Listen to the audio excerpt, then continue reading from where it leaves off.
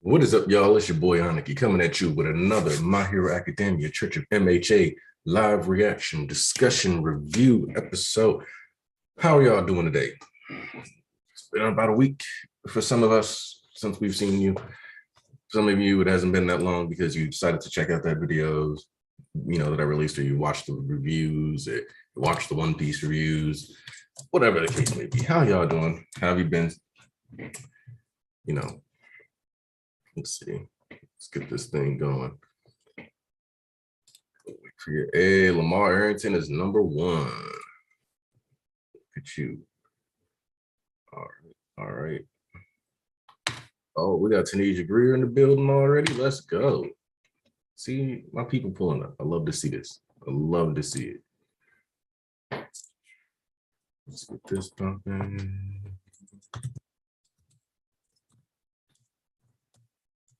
Time for church. For those of you in the Discord server. Yes, I'm sending this message. All right, let's go. Machina's here. We got Pedro, Taquito, all right, LL Cool, JT. Monster Hunter 3. Wow, going back. Tiger Blaster. All right, we got the classics. Pulling in. Left off with this Aoyama stuff. How y'all doing today?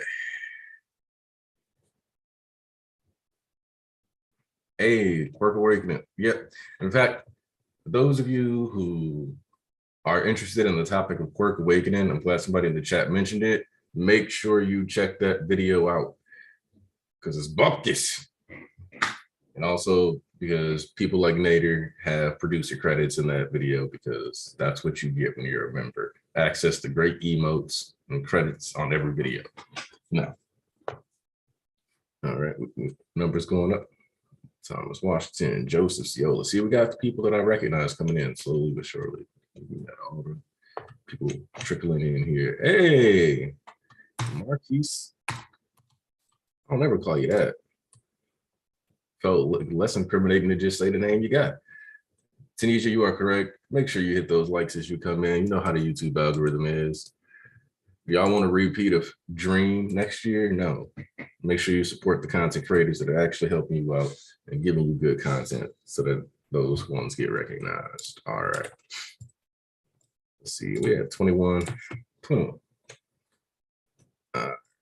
see.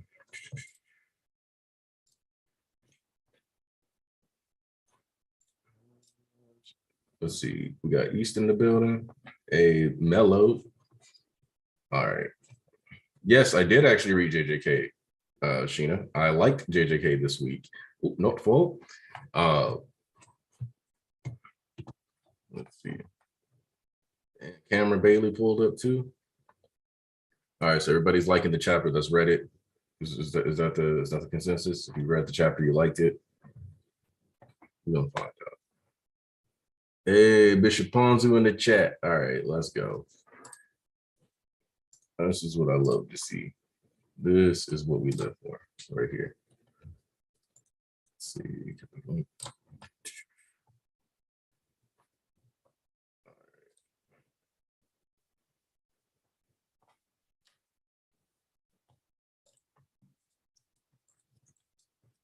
Let's see.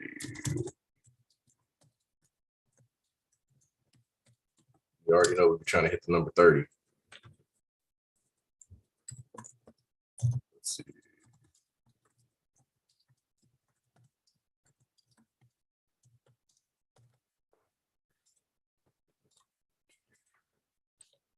All right. 27. Here we go. Everybody make sure y'all root for Nafisa. She's one of the certified Church of MHA baddies. You gotta look out for her. Cheer her on. Oh, Dr. Stone is at a really good point right now. That's a good idea. Make sure you get caught up on that. All right, we starting the chapter. My Hero Academia chapter 337. All right, we cut back to where we left off with the villains. Which I'm glad Dobby ain't let this comment slide. Friends to spare, huh? Aren't we screwed if one of your friends gets caught? See, I want to point out something here, just real quick within these first two panels, is that those of us who have been talking about the possibility of multi-traders, it feels very much so like Horikoshi's kind of leading us in that direction now with this dialogue, whereas like if one of your friends get caught, blah, blah, blah. So yeah, not in the least. Say your 100 yen lighter fizzles out. What would you do? See Spinner putting the cloak on Shigaraki. There's no way that Spinner's gonna let everything just go how AFO wants it. I refuse to believe that at this point. What would you do? When my friends succeed, I rejoice. Should they fail, I think, oh, what a shame. And after that brief disappointment, I said move on to the next viable route for my plan. They're less like friends and more like disposable tools. And I say hip, hip, hooray for any slight excitement they can inflict. So we cut right back to, and it's like number 337, a disposable life. His friends run away, Yuga. You know what? This doesn't really make up for the way they gaslit him last chapter. But I will say that it does show that they do care, at least. They just fumble a lot. Mama, Papa, my being quirkless caused you no small amount of dismay. Both of you came from wealthy, privileged families and never wanted for anything in your own upbringings. And the two of you fretted over my being different from the other children even more than I do. We talked about that. They were kind of worried about the status. That's why, hoping against all hope and wishing only for my happiness, they say he can give quirks to others. You dared to believe a dubious rumor. I suffered at the hands of my new quirk, which was a poor fit for my body.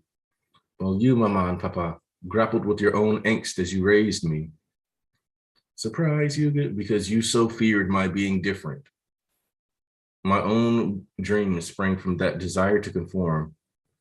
Yes, at some point I hope to give back, as you two had done so much for me.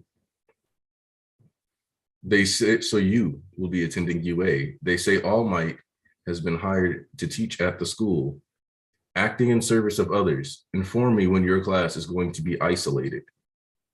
Let's see. Hold on, is that first scene? Is that Kamino? It looks like Kamino.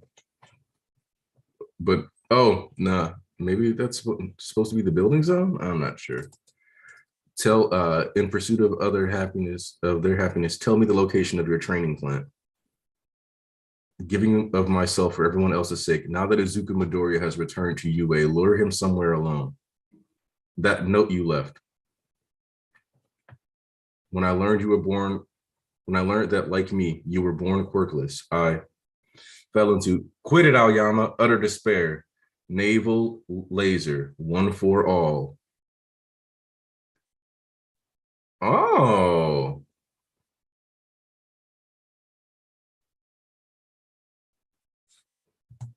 That is a clever use of how he set up Hagakure to feel like the red herring, and then actually made it a point to have her powers come into play so that it's not just her standing there watching Deku do all the work, even if she seemed all scared. My body lets me refract light. We could have been killed time after time. And now all of Japan is like totally messed up. What was going through your head this whole time in school with us? Wow. We even get a trace of Invisible Girl's face. That's a reveal. That's a reveal right there. Living in the dorms with us even? Well, say something, Aoyama. You have it wrong. Our dear Yuga only ever and Blackbit. Listen, Aoyama. Hagakure just did you a favor. She doesn't want you hurting anyone else, okay? So come on. Enough, let's stop this. Just Let this be over. I got the gist. And we just cut back to inside the school. He gave that boy a quirk and took control of the family. The quirk was granted about a decade ago. The fact the kid's sitting here in one piece tells us that he's not rigged to blow in case of betrayal the way Nagant was. May I ask you children to leave the room? And we got them all in the Iron Maidens locked up, sitting there in the middle of a classroom. The sorrow on All Might's face at the idea of one of the zygotes actually being a traitor. No, you may not. All right. Oh, Mina in shambles. This makes no freaking sense. The kids pulled up, Jiro holding it together, disappointment on Ochako's face. What were you planning if Hagakure hadn't caught you? Come on, Aoyama, tell us it's all bullcrap, dude. Another one of us who started out quirkless. Small world, huh? Sadly, we still struggling to restore law and order. So you need to tell us every last thing you know about All for One. He makes his request. We know nothing. He makes his request and we obey. That's all. Should we fail, he'll kill us. If we lie to him, we're dead. Kill you how? He gave us a demonstration of what happens to those who defy him. It was some lackey who surrendered to the police. They were killed soon after leaving prison, so they couldn't escape him. Wherever we run, he'll find us and make sure we face our doom. Yuga had no way of knowing what would happen. Each time he followed those orders, he only knew that he mustn't fall under suspicion. We're the ones to blame. Horikoshi really doing a good job of trying to make the parents seem a lot more redeemable. In fact, I would almost go so far, like it's like we were joking about saying that he watches the church, but now, like it really feels like he was like, oh yeah, let me clarify that. But no, oh wait, what's that? If you think this makes no sense, Kaminari, imagine if you were the traitor like some people want. Yes, Joseph. Because, man, Kaminari traitor theory was one that I was really not for. Yeah. You had no way of knowing what was going through your head this whole time in school with us. Your desk could very well have been on my head, and yet I found myself smiling alongside you as if we were truly friends. Then we learned Midoriya was also once quirkless. Yet he faces the crushing task that it is standing up to All for One. I despaired when I realized how pathetic I am compared to him. Rather than express concern for Midoriya, I wallowed in my own misery, which sent me spiraling even deeper. I'm rotten to the core. I, Yuga Aoyama, am a villain through and through. Oh yeah? Then why did you try to save Kachan and Tokoyami back in the forest? And the cheese you left me that night, did All for One order you to do that too? Huh? Of course not. I'm kicking myself for not realizing that that was your SOS to me. And the reason you're bawling your eyes out now clearly isn't because you failed All for One. I happen to know a hero who got manipulated by him, but even she didn't sell her whole soul. Her spirit was crushed, that's all. Midoriya, kid. If I had known, maybe things would have worked out differently. Doing wrong doesn't make you a villain for the rest of your life.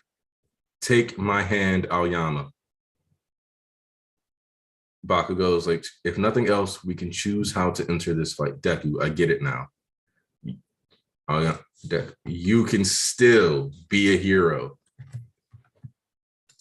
Ooh. Ooh, I just caught a chill. Oh no, they were still gaslighting the shit out of him, but this is better at least. Not as bad as some of the stuff that some of us grew up with, of course, but still pretty mediocre. And the fact that part of their motivation is their own disdain for his lack of normalcy is gross. There is no getting around that at all whatsoever. That is a fumble of a parent because they should have done their job to make sure he was just comfortable being himself. Straight up fails of a parent to psychologically nurture their child. But, you know, that's kind of normalized. So makes sense. Let's get the bishops up in here. Let's get the bishops.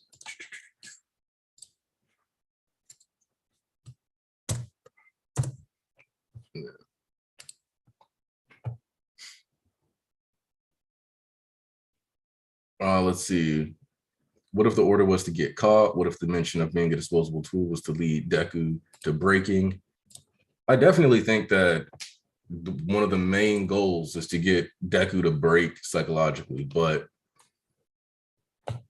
All for One doesn't understand that because he views people as disposable and useless, and he's looking at it from that angle, Deku will never give up necessarily on people like that, specifically because he comes from being the most useless as far as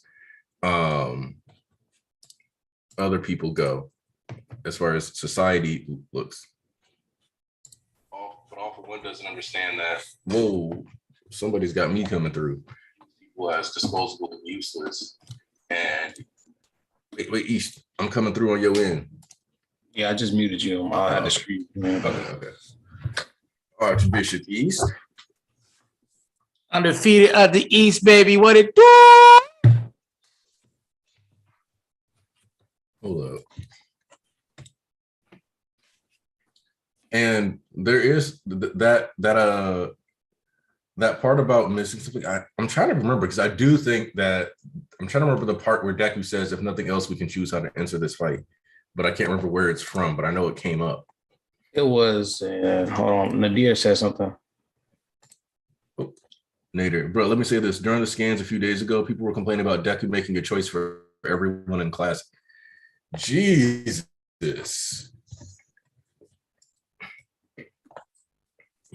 He didn't even speak on behalf of all of them. Yeah, I don't. This is why, look, people. Go ahead, Tyler, do your thing. Go ahead. Like my thing is that over and over and over again, we've discussed that the scans for MHA really aren't that good and have a tendency to mispresent things or use language that kind of doesn't convey what the actual point is supposed to be. So at this point, you're just setting yourself up. Like, it is what it is. No, I mean, I don't really give a fuck. You setting yourself up to look stupid. That's not my problem. If you want to use a little immature excuse every single time, that's on you. That's no longer my problem. I mean, I already knew because Deku scan shit wasn't hitting the same. I was like, nah, I'm just gonna wait for the officials to fully understand what he's saying because he sound naive now, but like even in scans, he sound more kind of goofy. But I was like, I'm not gonna judge Deku because this is not the official way he should be talking. So let me just wait for the official interpretation from the Japanese language and Horikoshi himself, provided by Caleb Cook, who is top tier. And then I'll judge what Deku had to say. And now it's more so in line, makes more sense. But you niggas talking about, so this is what I don't get. Yeah, people wanted Deku to be the MC. We knew how this motherfucker is. Ever since like I made the gaming analogy on Friday, ever since he learned this new technique, this one new move, since about 305, he learned a new move. Talk about how about I approach the villains differently. He been spamming that shit every chance he get. Well, why are you doing this? Why are your actions? Every chance he get, he's spamming this new move and this new technique, which is approaching villains differently and situations differently. He knows how All For One works, which was the importance of that entire arc before this. And then seeing what happened when they got. So he knows how All For One can manipulate people, play them this, that, and the other. And now he's more sympathetic to Ioma because he knows, and he had the little moments with Ioma where they reached out to him. And now it's all coming together, and Deku's once again in the lead. He's making a choice, and he's in the forefront of the plot line along with Ayama. And now he's trying to be in the MC. Now it's somehow getting thrown back at Horikoshi and Deku's face that he's making a choice for the entire class when everybody else was just like, yo, what the fuck up? What the fuck, nigga? Tell me you lying, something like that. But people believe that there will be no backlash from this, that the whole class is just going to follow Deku's lead for some bad reason. And they don't have a mind. Nobody has a mind of their own. I don't fucking know. Oh, that's scared, man. Look at that. Look at Todoroki's face. He's about to get violent like Endeavor. Look at his face. Also get born in Tunisia. Literally. Now the way that he answered to the principal Nezu, I felt the same way that he got back when he talked to the commissary of the police, the guy with the dog quirk. I got the same kind of feel. You know what I mean? Like he's about to kill Aoyama, man. Look at his face.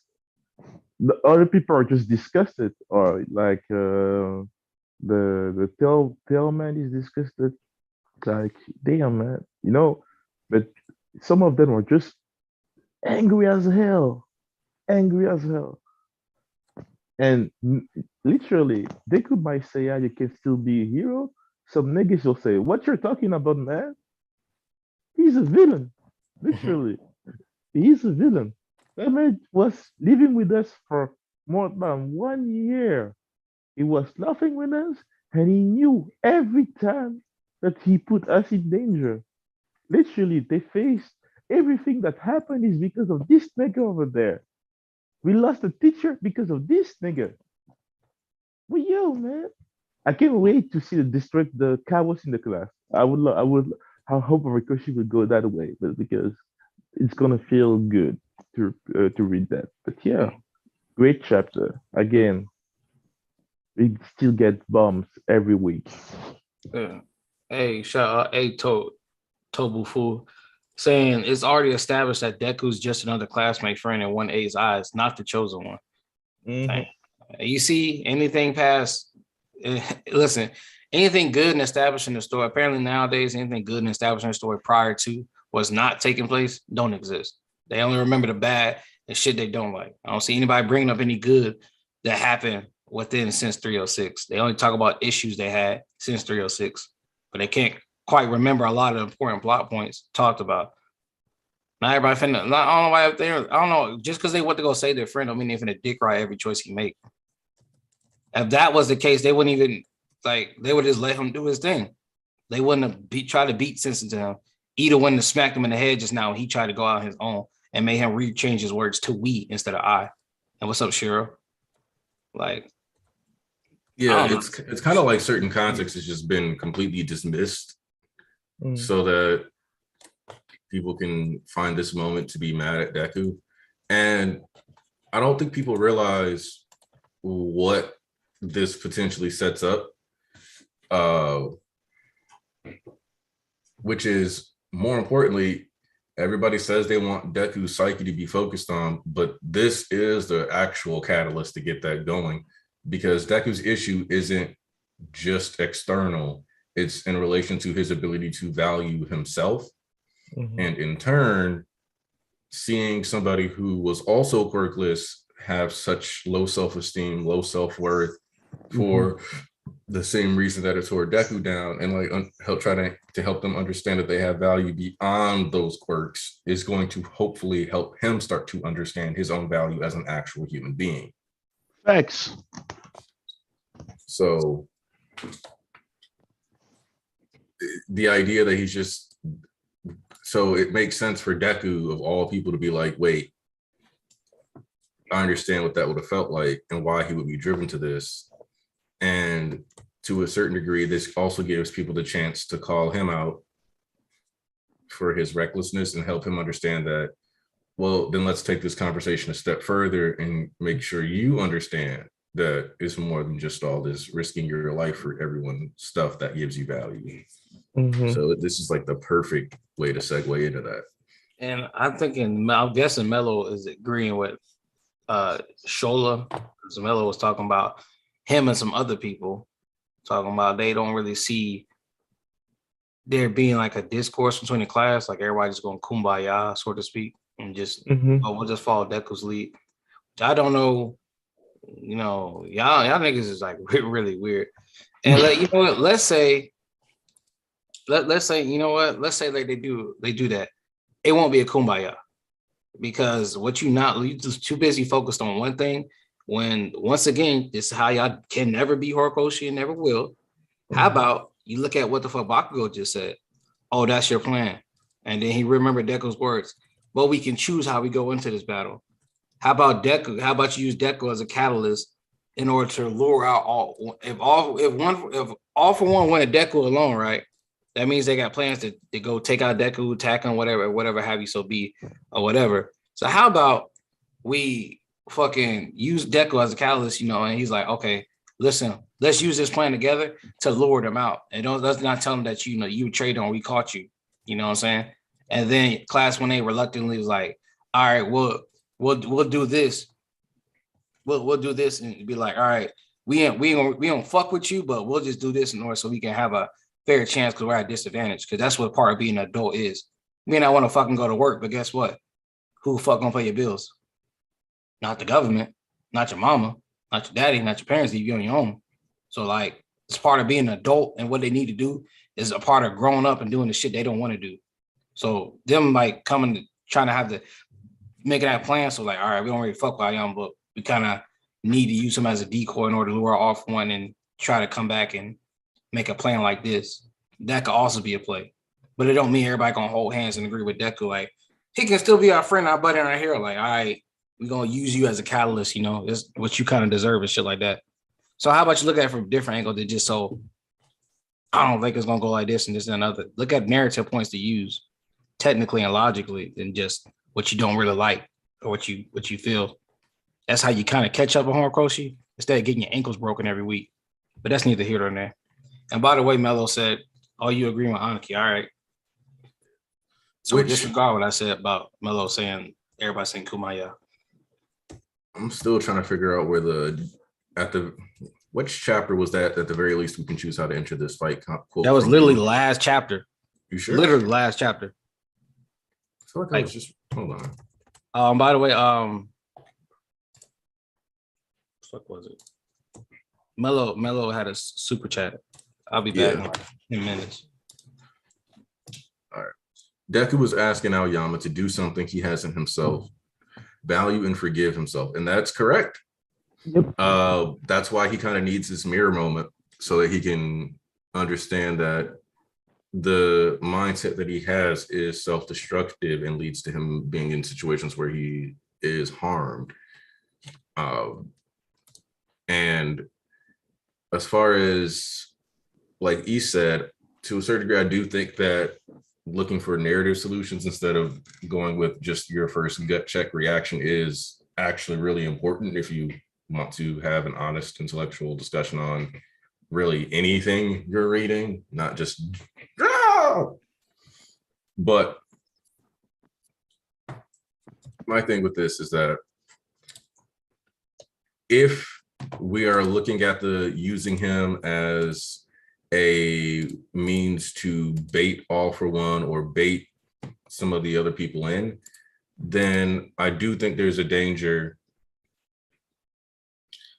So if All For One faces a form of justice, I see it being, not All For One, but if Aoyama faces a form of justice, I expect it to be far more karmic than direct.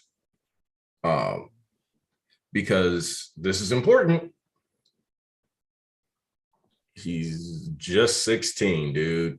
And I know a lot of people want to hold him to like the standards that you would hold an adult to. Whoa. But getting blackmailed for years as a 16-year-old by a 100-year plus supervillain is kind of not cool. Like it's kind of weird. And while I understand like wanting Aoyama to face the penalty, you have to also ask why you want to punish him for being blackmailed and controlled by a 100-year-old supervillain that we know can, level city blocks with just a wave of a hand if he decides to, he wants to just go on a rampage. Like let's acknowledge the blackmail aspects of this here, because coercion, even in the legal system, does factor into how you are punished. If somebody knows that you are, like, if you can prove that you've been extorted throughout the entirety of cooperating with a crime, it might not fully exonerate you, but it usually lowers your penalties. So let's kind of be realistic in the approach. Japan does have issues with how they handle delinquents,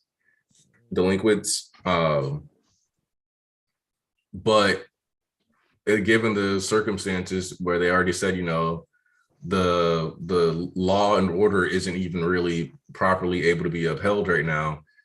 If they try to like punish Aoyama,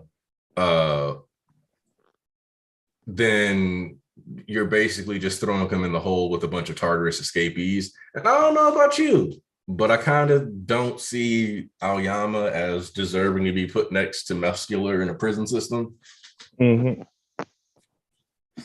Like, that's a little cruel. But like I've said, I do believe in the multi-traitor theory at this point. And I think that's what we were purposely being alluded to, which allows for Aoyama, like I said, to have a karmic form of justice, because if there's a secondary traitor, then that person will expose Aoyama, let All For One know that they're coming in on their attack and that their operation is getting started. And then from there, Aoyama will end up being taken out or handled by All For One himself. And then we get Aoyama being punished through the story for being a traitor, while also having them like figure out their situation with him while still treating him like the child and person who was a victim of blackmailing for over a decade that he is.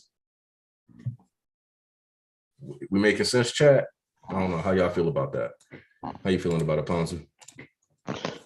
How I feel about this, the multiple traitor theory.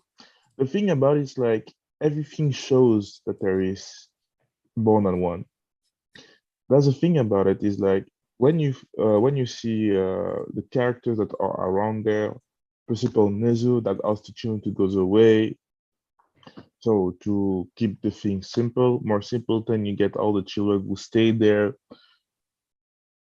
Really, I can't tell you who they can be, literally. So it's really scary right now, because if your vision, Aniki, about how the second trailer might act happen, or the same type, in the same way, man, who's gonna be? That's a problem. Who's gonna be it?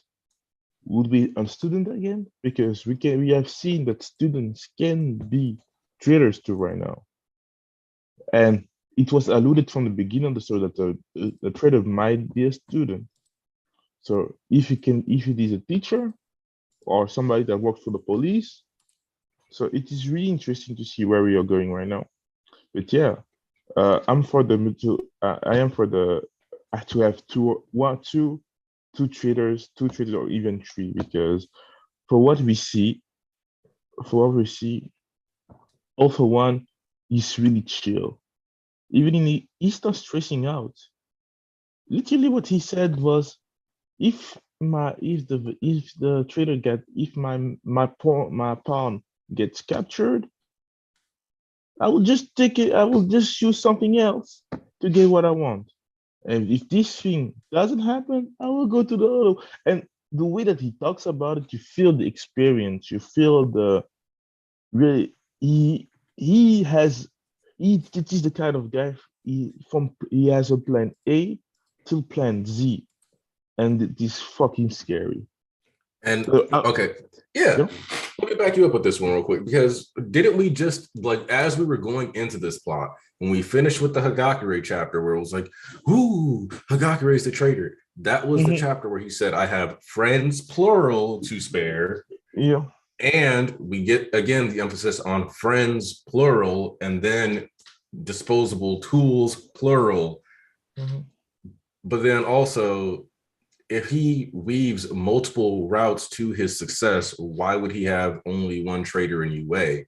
But also, I just want to remind people of the fact that back what I said during the war arc, which is that Uchiko kind of snitched on him because he was like, back then, I wanted to get my hands on the erasure quirk.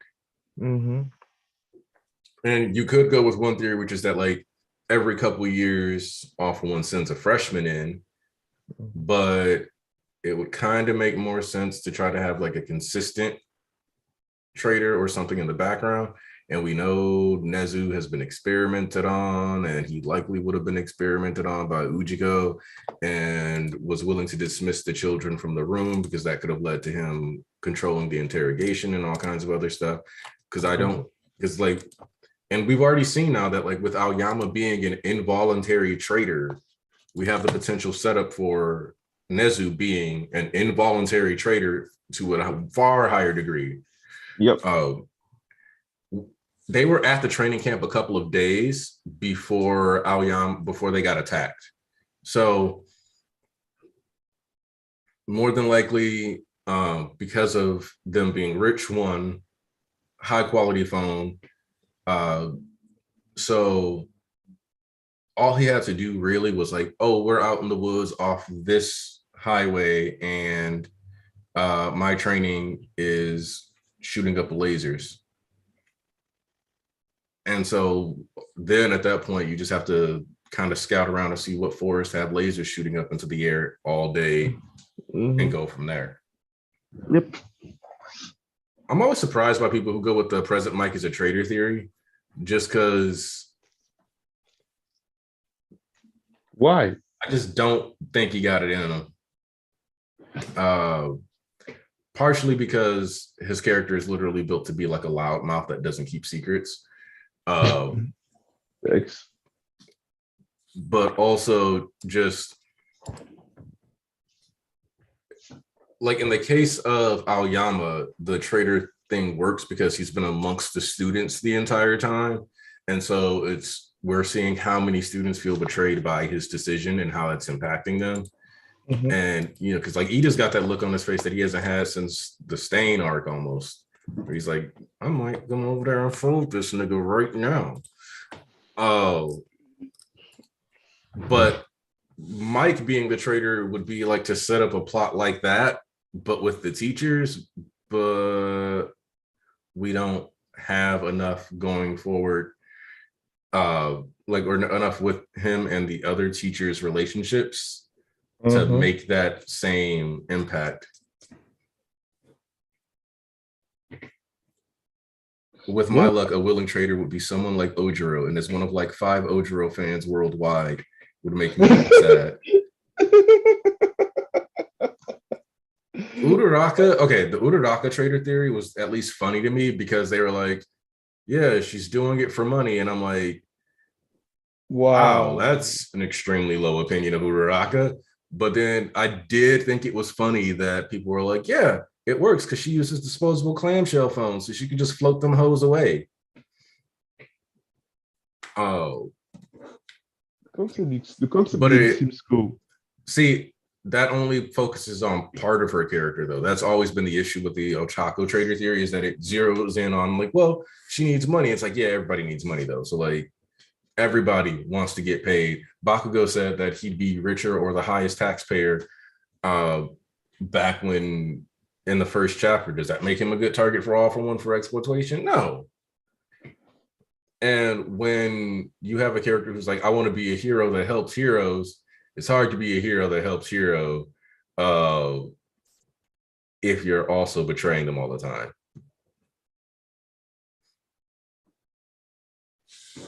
Like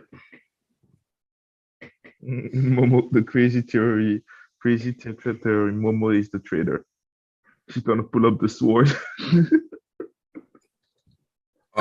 Shoji has a possibility since the heteromorph discrimination will arise, but it's still unlikely.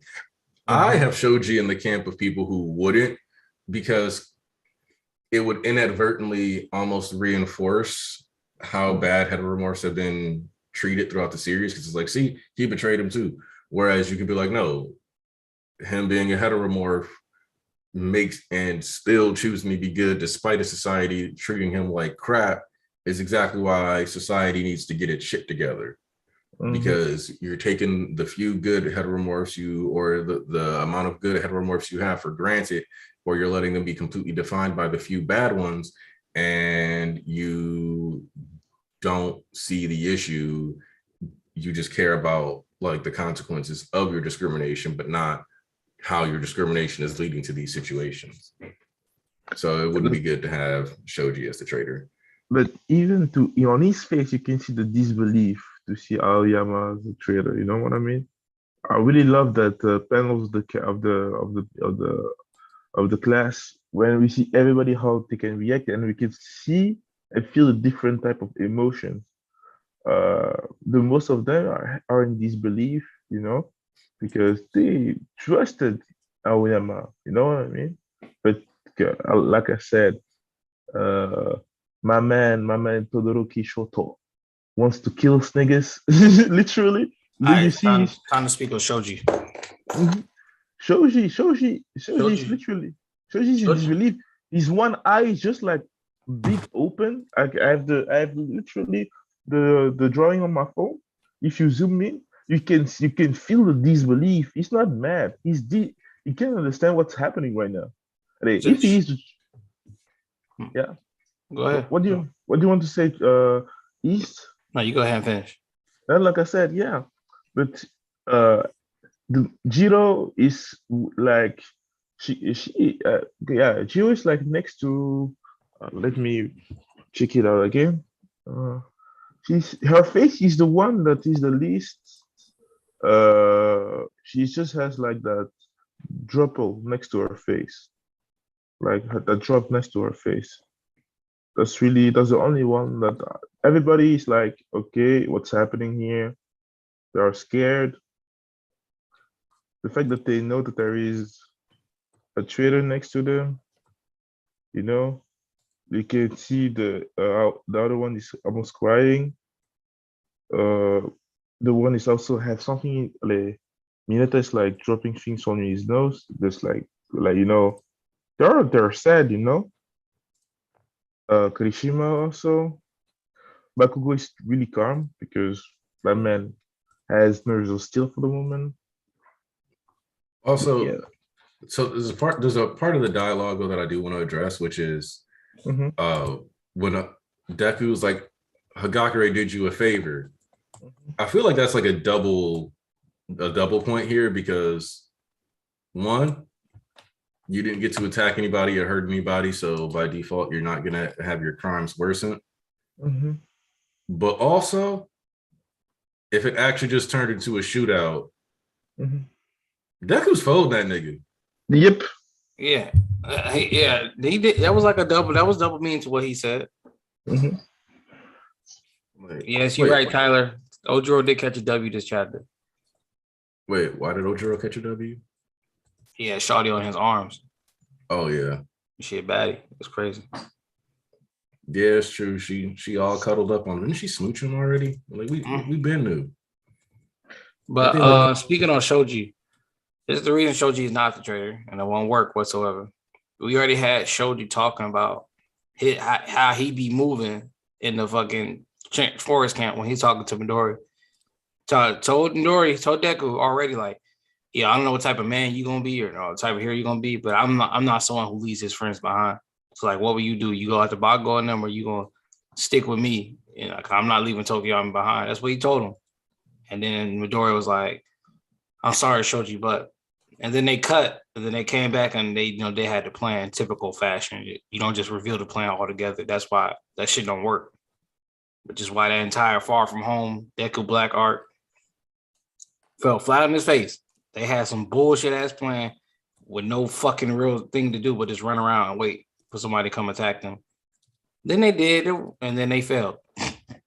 That's why when we didn't know what Offline's plan was, that's why it worked. Nigga was playing hide and seek the whole time and was waiting for other shit to pop off. Yep. That's why his shit worked and the fucking hero shit did not. They get a super chip. We do gotta address that one. Mm-hmm. Nader coming through. Mm-hmm. I love how people always love redeeming violent characters in stories, but don't have the capacity to try and redeem good-natured characters who are put in impossible situations. So, boy, talk that talk, nigga. Talk that fucking hold talk. up. So this is one of those things that this isn't even just true for fiction. This applies to every like aspect of life. Mm-hmm.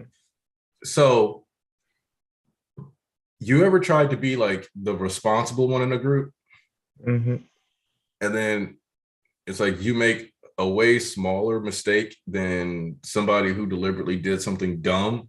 Mm-hmm. But for some reason, like the teacher or your parents or whoever snaps on you way harder. Mm-hmm. That's what this is. When you already are established as good, all the mistakes you make, you get held way harder accountable for. Whereas when somebody is seen as like already like clearly bad, they can get away with being slightly less bad, and people are like, well, it's an improvement, so it doesn't matter. And that you said, so their bar literally gets lowered for sympathy, for connection, for anything, because people actively seek out anything they can relate to or feel good about with that person. Whereas if a person is actually good from jump, then anytime there's a flaw, it sticks out, and then people want to nitpick it and obsess over it and make that their prerogative so that they can feel justified because a person being good or better, or potentially even seeing somebody as better than them, gives them the chance to get rid of that insecurity. Ooh. Justin Feast, you are the favorite, but we can't say that out loud. Oh, cool. Cool, JT. Nah, because what was I about to say? Because she was drugged. Yeah, she was drugged, and it's fucking Toga. I mean, we seen how she moved. She literally disappeared in Curious face while 10 niggas was looking at her on some Batman shit. Ooh. Batman and Robin can't even do that shit. They just disappear from your side when you look away. That bitch disappeared in their faces while surrounded, and still managed to get the jump to stab the fuck out of people. So she wasn't playing. Yeah, so you don't really need like an explanation on how did she really manage to sneak up on goofy ass Cammy. What you talking about? Like because Cool J was asking how did Cammy get taken out by Toga, basically. Mm-hmm. She just don't remember being attacked, which is, is Toga. Yeah, whooped and then drugged. So more than likely, she just got like flanked and stabbed with the needle, put to sleep, and Toga was like, "All right, I can go about my day being you now." Yeah, keep her sedated for a few days, and she wake up. Oh, you see how she really operates? She goofy as shit. So like, she was literally like, "Damn, I missed it." I guess I did. And it's like, huh? Like what? Like what do you mean? Like, I guess I missed the exam. No way. Like, chat of Thomas. Yeah, I'm gonna read what's beneath that. Oof. All right, let me hit that super chat real quick. Thomas came through. I was busy with assignment, so I missed a lot of the stream. I hope everyone in call and stream are well. Also, Deku was the best part of this chapter. Correct. Thomas, the all right, to address well, I'm real quick, Cameron Bay. Let me just address this because the other one's gonna be a bigger conversation. Is it wrong, Cameron Bay? Is it wrong? I'm starting to think Overhaul will get his quirk back and become a hero, although he killed and literally tortured Aaron. He ain't getting his quirk back. Now, like I told y'all, he not gonna become no hero. He just gonna be on the side of the scientific nigga they need for the quirk doomsday and shit like that. Because, like I said, Ujiko is not helping them niggas. You could throw that theory out the window. That evil ass nigga is not gonna help the heroes. Okay, Overhaul is the only scientist that he got a chance of doing all that experimentation. Unless they want to bring some nigga from General Hospital, although that shit everything's gonna get destroyed. But still, you want to bring some old scientist that was working with the normal when they found some shit. You could bring that in, but that hospital gone. You can Yeah. work with a nigga who's like walking to the halls of hospitals and fluting like he's happy when when he's about to kill 100 niggas. No, till today I remember his face, how malicious it was. His face Hold when he up. was. Is it wrong? I'm starting to think Overhaul will get his quirk back and become a hero, although he killed and literally tortured Aerie. Yep. That's what I was just saying.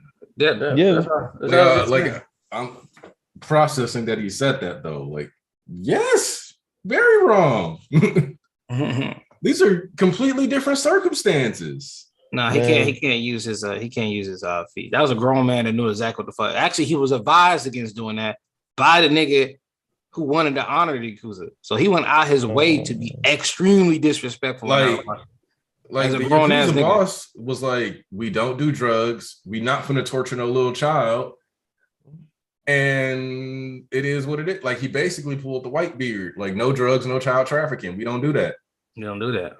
Exactly. And Overhaul was like, so I'm gonna put you in a coma so that I can officially be the head so that we can now do that without it being against our rules. Exactly. And full knowledge. And so that Deku POV, huh, guys? Listen, man, that still wasn't good enough for these niggas. Still, it never will be. We just gonna accept the fact that I don't care what nobody say. You niggas is greedy. Oh. And let me address something too real quick before I get the Spectral Dynamite's comment. You niggas in this whole pace and shit really starting to irk me differently. You really want it. This is what y'all sound like y'all wanted, which would have made no fuck. If I was hardcore to you, fuck what y'all feel. I'm not gonna waste my energy writing extra fluff when I cut straight to the point definitely at this point. So y'all talking about pacing. This is what y'all wanted. Y'all want this chapter to basically pan out in full. Basically, you wanted to pan out, right? You wanted a little bit more confrontation. And then at the end of this chapter, you would have wanted all the kids find out about Ayama. And then you want a chapter full of their reactions, basically. Then you then after the fact, remember, now Ayama wouldn't have been there. This would just be them find out reactions. Then you would have doubled back again, wasted time, wasting all the reactions in front of Ayama's face once again, and then the teacher saying what they said. So you would have had a whole chapter and a half full of fluff. Why would I waste my energy on that? You already know all these kids. You know the story. You know the history. If he did this smart, I don't care what nobody say. He did the smart thing because not wasting his energy. What you need a whole chapter, Deku dragging Ayama back with his parents and them begging and crying, and a whole chapter of class reactions. Why would I do that when they instead of having them just hear about it and then go react again in Ayama's face? Why not just cut straight to the point when they actually just got there to hear about him being a traitor and react in his face and be like, yo, what the fuck, dog? So why would I double take instead of just cutting straight to the point and wasting my time and energy? But I'm already fucking doing too much as is. Don't y'all be complaining and worried about people's health? How about you think smarter? Like, there's no need of all this. Y'all just want fluff. Why would I do that? I'd rather cut straight to the point and save my health than watching my hand cramp and doubling up on something. Like, because this is what we were talking about last week, which is like, if it actually comes to blows, Aoyama would have died. Exactly. Like, it wouldn't have been a fucking fight. He would have, bro. If Aoyama's at the bottom of the fucking class in terms of fighting skill, then y'all all got this nigga Deku at the top, even above Bakugo. Between fucking 20 kids, how'd you think that fight was gonna go? It's like, let me. It's like, bro, Aoyama would have gone to shoot a laser or two, but we need to understand something important. Mina could dodge his lasers at the sports festival. What makes you think 45% Deku wasn't going to dodge them hoes? Like, with danger sense. Like, we got danger sense now, way higher speeds. Dude could just flick his fingers and blow away all three of them hoes if they really started wilding out. Like, there is nothing that fight can do that's interesting unless Aoyama specifically goes into, like, a killer B mode, Mhm. which like basically the fight would be Aoyama doing stuff and Deku trying to find a moment to put this nigga down without accidentally killing him. Yep. Like, and the thing I say about, hey, J. Michael Holmes is here. All right. And when I say Killer B, I mean that to me, the peak of Aoyama's ability would be using Naval Saber, but the same way he uses Naval Buffet by shooting out at other places, making like multiple like laser swords actually pop out all across his body and just holding them. And dancing with this, dancing like Killer B. You know what I mean? Like, which in general, I want to see Aoyama do that with Naval Saber now that we know that he can like actually create a stable laser sword, like pop it out in other spots, because that if he does it right, his quirk can get a lot better. He also needs to have a little thing on his palm so he can just like shoot lasers instead of having to use his belly button. Even probably his help fingers, his accuracy man. a lot. Even his fingers, if he can do that, he can just shoot fingers from and have claws even. Like, that's the thing about it. It has with technology of My Hero Academia's world, he have a lot of he can use his quirk really, really well if he wants to. Really well, he can like I said. So yeah. It's really interesting. Yeah, to Bufu, exactly. Like if Hagakure can react to and catch this laser, there is nothing we would have gotten out of an Aoyama fight with Deku outside of Deku folds Aoyama, which is why I made it a point to ask last week, do you think he could survive a 45% smash? And everybody was like, no, dirt mode. And by the way, this literally fucking gave Invisigirl Hakaguri boost her from a 2 out of 10 character to a 6 out of 10. Nah, she's still a 4. Nah, she got a 6. Nah, you tripping Ponzi with that one. She got speed, she got action, and she got a face reveal. She get a 6 out of 10. Oh, just for the face reveal, guys, really? No, she has her face finally revealed. A 4 out of 10 character is a bad character. I don't consider Hagakure a bad character. She's literally like a blank slate. She got a moment to speak. She got literally fucking the bending the Aoyama's laser, and she got her face reveal with her emotions. So she's 6 out of 10 now. Guys, really? And not you know, because I wouldn't put somebody in the bad character. Like if somebody's going to be a bad character, they have to do things that make me disappointed in their writing. You start off at a neutral and either build up or go down, but you don't put somebody at the bad section right away. Okay, she didn't have character at all. She was literally a disappointment for me from the beginning of the story. That can be. Don't mean you put her at a 0 though. No. The thing about it is like she's invisible. I don't mind it. I really like the fact that she can reflect light. That she has a skin that can reflect light. Reflect light.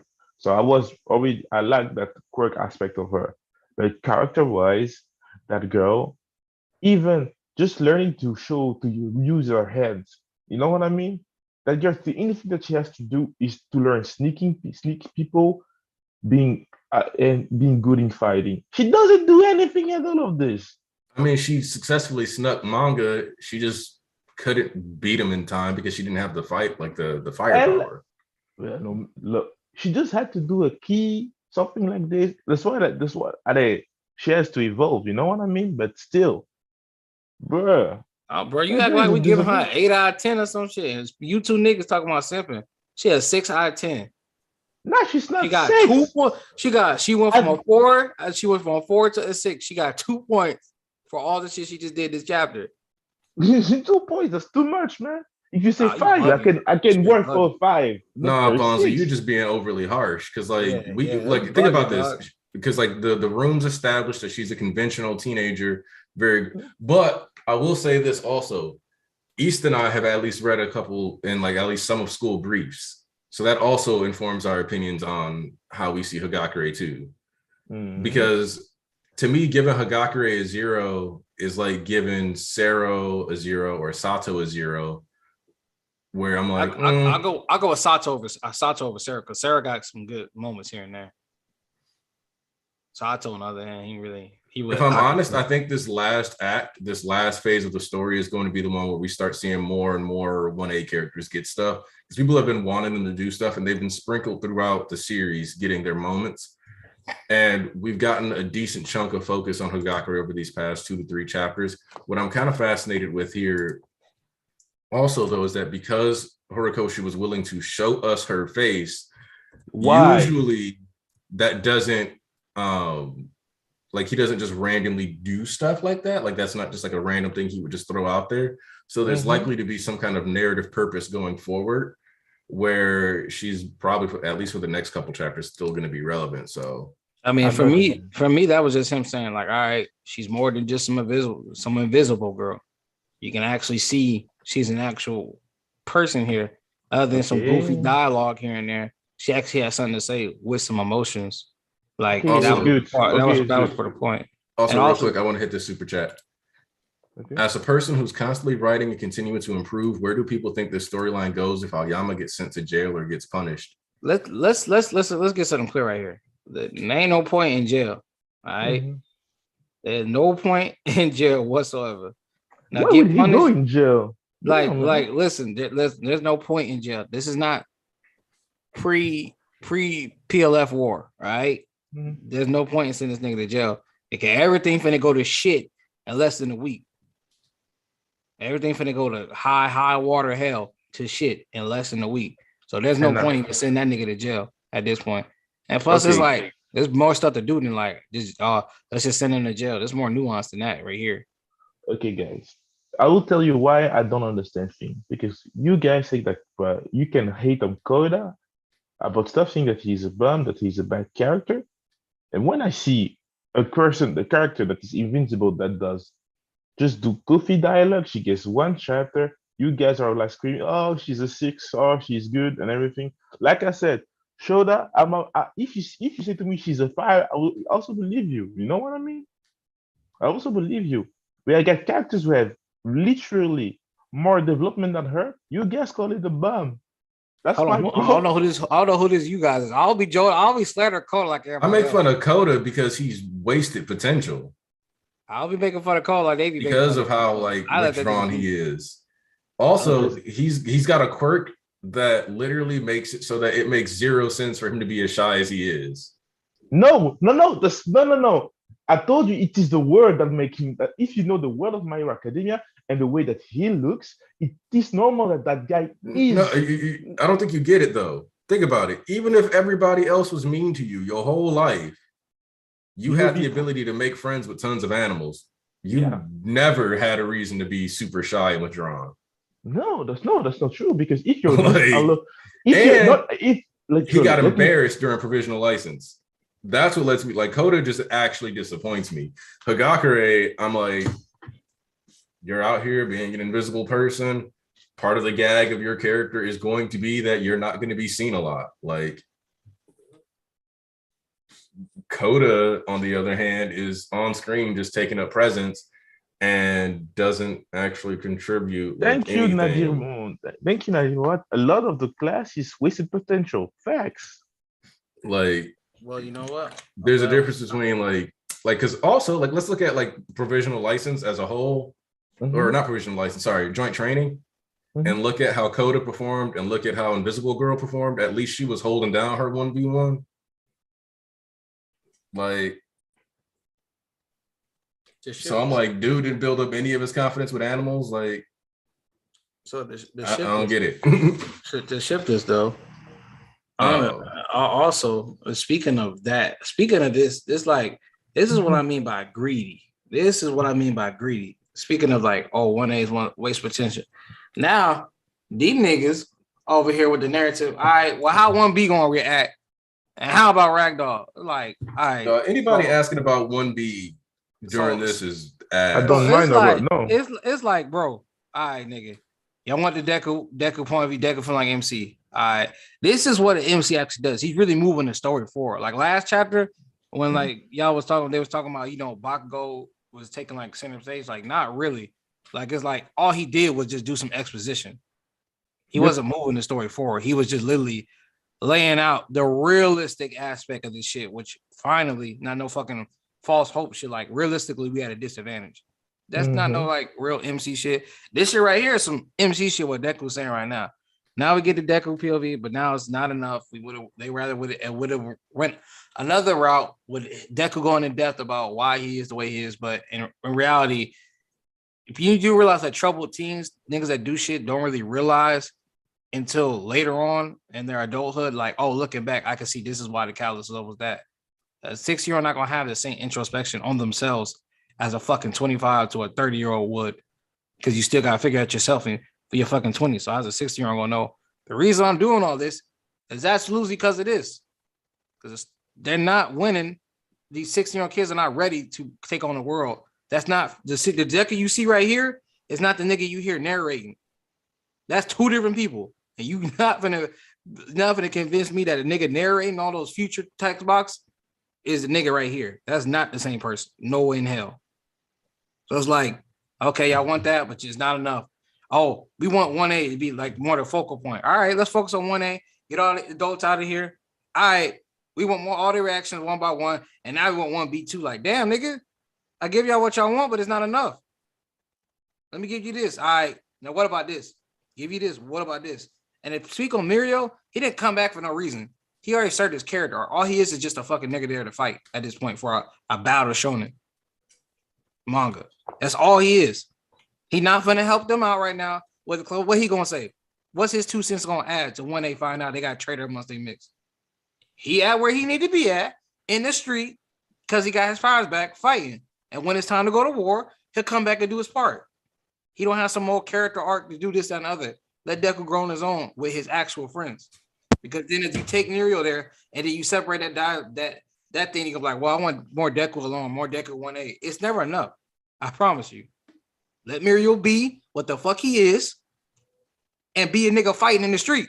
He don't need a whole character arc. He don't need to be there with Deku. Let him be with his own homies. Shit. Wasn't they the big three for a reason? Let them be with those niggas fighting in the street. Thomas, that's technically true. But real quick, I did want to address something that's simple. Where was it?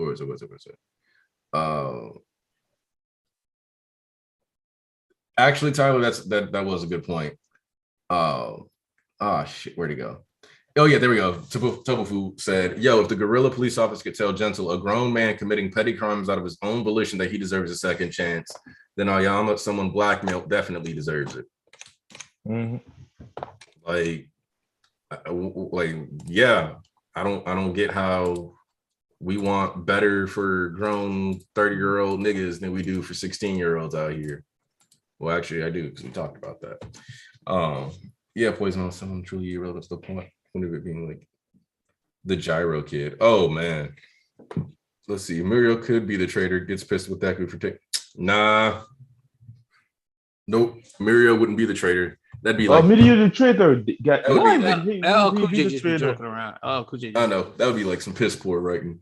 When you see Mirio and his friends in action over Deku and Mirio, honestly, with Mirio kind of functioning as like the big brother to Deku when he was first introduced, I would love to have seen like more of them back then. Like if Overhaul arc had them do a couple extra missions or something like that, but that would have made the arc longer than it already is. Not that I'm one of those people that actually had a problem with Overhaul's arc length like that. Like I thought that was fine, but whatever. But I understand why, because it wouldn't have added much to the story.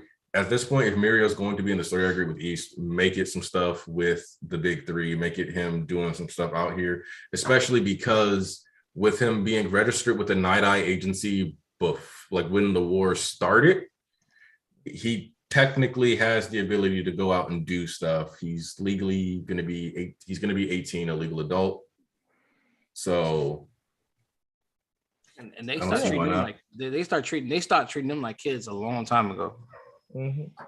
They wanted to treat them like kids, and actually no, because they didn't even tell the kids that they were going to war, so they were still treating them like children. They just weren't utilizing them like they were children. Well, Sonny and them knew. I know Sonny and them niggas knew what the time it was because they had them prepped and ready to go. But you know, with 1A and them, they still treat I them like was kids. I Like, wanted to know. I wanted to have him dead, but still, yeah, hey, that hey, makes no, have him wear what? Muriel right here with us? no, not the Muriel, or Sun either, because he was getting stunned by Gigantomachia. They weren't on the front lines, and he didn't come out and move from the PL from the PLF to the city. We're literally on the front line, and we see literally him stepping next to them. So I really thought that they were dead. Like, they were dead. Oh, you come on now. You knew Sonny wasn't dead. Now I give you fat gun, but you knew Sonny wasn't dead. Yeah, yeah. But even like, I hope that's more Fatgum than Saniter, but still, but yeah, they're not dead. I just want to know what they are doing right now. I mean, they in the streets. They know. Like they literally told you what they was doing. Yeah. They're in the street. I forgot about that. They're in the street. My bad. Like because the already narrative would have told you. All right, you know, certain characters are gonna be out in the street again, right? Yep. That was our like. You just automatically assume, okay, that means everybody that's healed up. It'll be like Muriel and Sunny and all them. Of course, they're back out in the street, fighting, doing whatever. Then after you seen Fat Gun, you should have known, like, okay, they're definitely 100% out in the street doing what they need to be doing. Like, they are fighters. They already served all the character arcs. Only thing for them to do now, just get some cool fights. That's all we need for those niggas. Oh man, I just want that Nijire-chan gets more respect, because the last thing that I saw of her getting burned, allez, she survived it, but still, we need more of her as a person of the big tree. We have to have her own moment. Yeah, that's why I can't wait until these team battles start coming in. I need a big 3 on a fucking team battle. I would bet that would be good, bro. That would be good, man. To see them like do the distance. So we get Mirio at the front. We got in the middle we got Sanidar, and from the distance we got Nigeria. That would be a good team, man. But still, yeah. So guys, what you're talking about in the chat? Speaking of two other people need to give her treating Eri some like anime kill. She's an abused child. Chizaki is still Tanisha, literally, people people when they see people whenever they want as what they are. Like for LA. Today you say this, like they have to see Eri like an abused child, but still people still today sees Eri like a plot, like a what like a what was the name again of the word? East plot, what like a plot. Eri is like a plot device. Many people want to call her till today, that the fact that she exists in the story, she's still a plot device, even that everything was shown that she wasn't. But still, it's just hilarious. What caused this increase in One Piece material content? Okay. Because they're more. I'll speak on that one, unless Aniki's here. Mm-hmm. The reason for that is because it's more appreciated and deeper analysis when it comes to actually diving into the comment. When it actually comes to diving in, One Piece fans are more like appreciative and receptive when it comes to diving into deeper analysis, rather than MHA fans where they like more surface level shit. But also, I actually really do like One Piece a lot. And I started off, I don't know if you were around when my buddy Silvers was on a couple streams, but when my first stuff on YouTube, not counting some now private League of Legends games from 2015.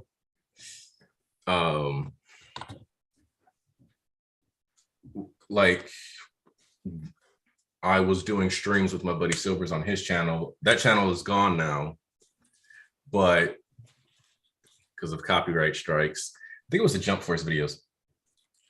Oh yeah, I didn't really like announce it heavily. I just started doing One Piece stuff. I figured people who like, I know that a lot of my viewers read manga in general, so I'm like, I can start talking about other stuff. No, it's in this case, it's an issue of where a lot of fans' priorities are because MHA has a more diverse audience. So there's a good chunk of the fandom that pretty much only reads the series because they have crushes on like the boys or they want to see people fight. And a lot of people secretly just want this to be like the MCU where it's boneless and it's a bunch of action every other week and just like that. And that's just not the case. And those LOL streams aren't visible right now. I don't have any league content that you can access. Even the like Lucian Pentakill, I think, is not accessible anymore. Yeah, you should have watched it when you had a chance because Aniki was wild some of the things he said. Hey, that's why those things aren't on there. So anyway,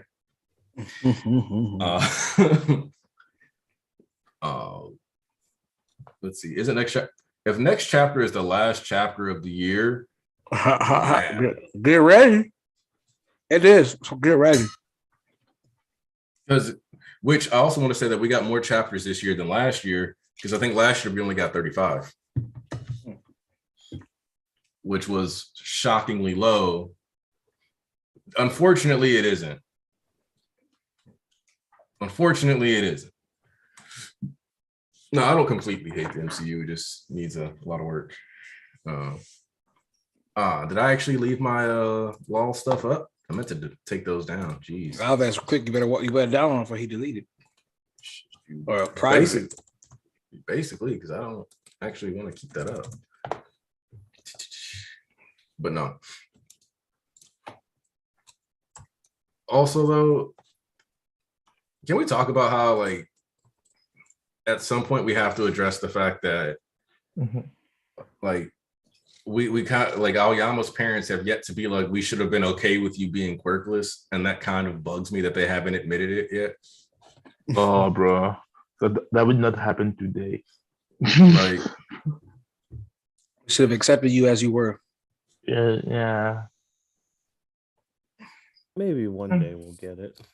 Yes, my bro is here. You know, Tanisha, that makes sense that you kept track of that because I remember you mentioning the Vlad thing, and Watkins is in the building. Let's go. What's good, everybody? How about that traitor? That traitor plot line that Horikoshi quote unquote forgot about. Oh man. Speaking of MCU, I have a friend of mine who he'll give his little opinions about MHA. And literally he was like, I had a dream where Bakugo and some of the other classmates basically it was like a civil war thing where like they didn't agree with letting saying, oh, Aoyama, you can still be a hero. Like there's gonna be a split in the class and all this stuff. And first of all, I didn't give any attention to it because that's dumb. But the other thing is like, why would Bakugo and other classmates split because of Aoyama, like Deku being like, hey, Aoyama, you can still be a hero. You could do it. Like that just made no sense to me when I read this. The first thing I will say is, to me, it is just when the only face that can be that angry to say no for that kind of sentence is Todoroki. Todoroki is fucking mad. That nigga, you don't want to mess with him right now. That man has a lot of his plate with his family stuff, and having a traitor between in the class makes him more angry. Yeah, makes him more of a moody boy than he already is. Boy, yeah, literally, look at this shit. He's literally reverted back to Todoroki from season 2, when he was angry to angry against Endeavor. literally the same kind of face. He's mad, and I can understand why, but Yeah. still. But yeah, Yeah, but the I rest. understand like emotions right now running high and all that, but it leading to like a civil war kind of thing between the class, I'm like, No. The class fighting? No. Class in a No. disagreement?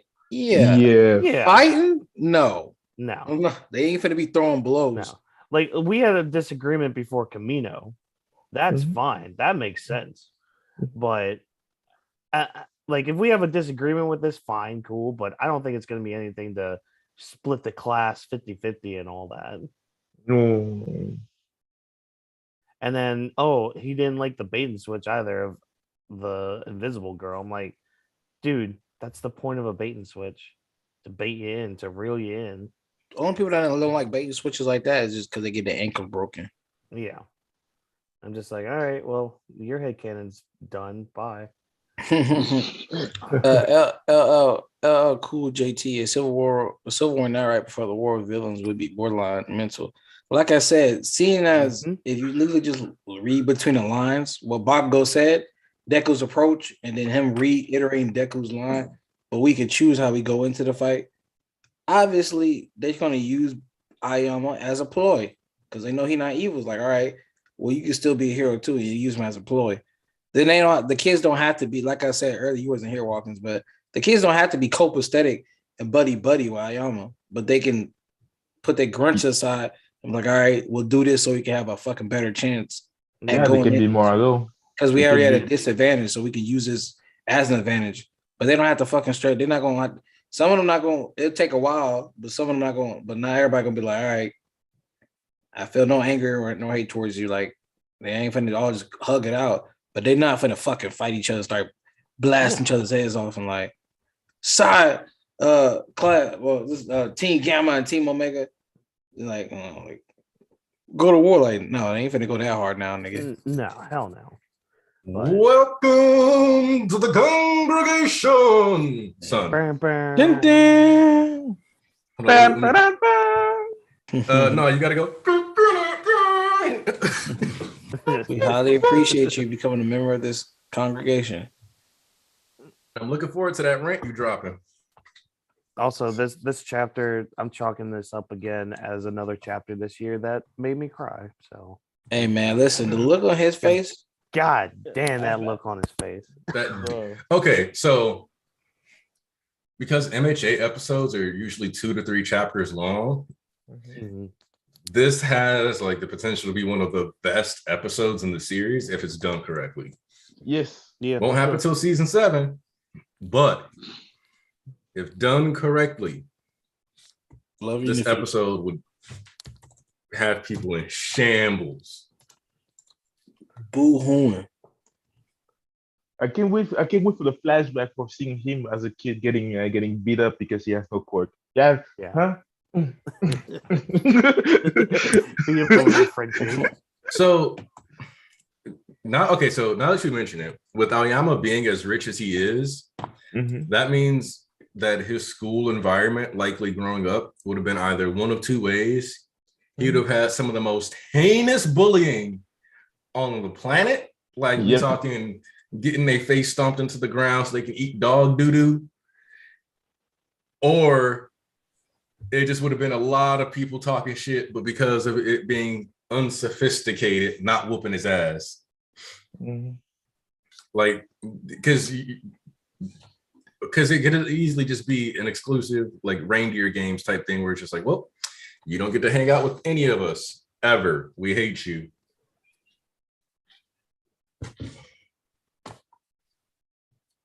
Like a lot of like episodes have turned it on Twitter for less, but I definitely, man, I will say this though, that the main thing that I'm looking forward to now with this is Hori forgot the traitor merchants getting to this point and hopefully getting there unspoiled. I want them to get there unspoiled just because I want them to have that egg on their face. And I would love it if I knew for sure there was a live reactor that pushes the Hori forgot the traitor agenda, just so I could watch their channel, just so that they could see this and see what they look like when they found out how wrong they were. Pettiness. Always. Yeah, lose. aggressively passive aggressive. Like, oh, we're gonna go do this thing at the Quirk Park or some shit like that. So, yeah, like either getting whooped like Deku or worse, or yeah. Still crazy how they be going through that. Man. Couldn't be me. I wouldn't. I'm not saying. I wouldn't have shot up the whole school, but I know my shit not gonna miss a few niggas. I know that. No, as Johnny put it, it's a school quirking. Hey, almighty, we got fish in the mix. Almighty. You know what? I know me though. Nigga just dropped $2 just so he could flex on people that ain't got no money. That's crazy. Hey, Nader isn't flexing on people that don't have money. He's supporting the church for those who don't have the ability to support. You're right. Yeah. So Being a Nader, friend, so a Nader, supporter. throw $5 and I'll shake my ass on stream. Hey, I mean, I do that anyway, but this time I turn the camera off. Andrew coming through. What is the percentage chance that someone goes to Aoyama like Deku or AFO supporter and it's like, give AFO a message? Maybe even Deku says, meet me in a vestige realm. I'm not gonna lie. I would love for Deku to be able to consciously enter the vestige realm because I feel like All For One at this point just kind of like pops in down there sometimes just because he feels like it. That'd be a funny ass dynamic. Yeah. And so, but at that point, if we end up getting like willful access to the vestige realm, like at a whim, it would make me wonder if all quirks have that access to that vestige realm. Hold up, you serious though? I mean, he's probably what's worked for you just to be funny, but like, I don't play about shaking my ass, dog. What? Throw that shit back. this nigga said, I don't play about shaking my ass. I'm sick. Damn, man. What was that? I just came back and I heard some wild things here. What the hell? I know, Mello. Not even Sugar Rock can throw it back like I can. It's probably my quirk. East out here wilding. Oh, which this reminds me, I need to get around to why quirks can be aliens. Oh, Nadir Moad. Yeah, and that's what I've been noticing too. It's always something else. Can I ask, what if Aoyama doesn't accept Deku's hand? It would be within character for him to struggle to accept Deku's hand because it's easy for him to be like, no, dude, I literally do not deserve to be a hero. What are you talking about? There's because he's been saying he's a villain for 2 chapters straight just because he's been blackmailed and extorted. Mm-hmm. And to a certain degree, that kind of also reflects on like that's like another bit of social commentary where this person who has been under the threat of extortion for years just sees themselves as equally complicit. Like they should have just somehow, as a 16-year-old or as a, like how, because like, again, like we talked about before, there's a question of whether or not Aoyama has only ever had to betray UA or if Aoyama has been used at other points by All For One to acquire other children or things like that, or maybe just like, hey, like, oh, what's going on with you in this class? And he's like, oh, word, there's a kid in your class with blank quirk.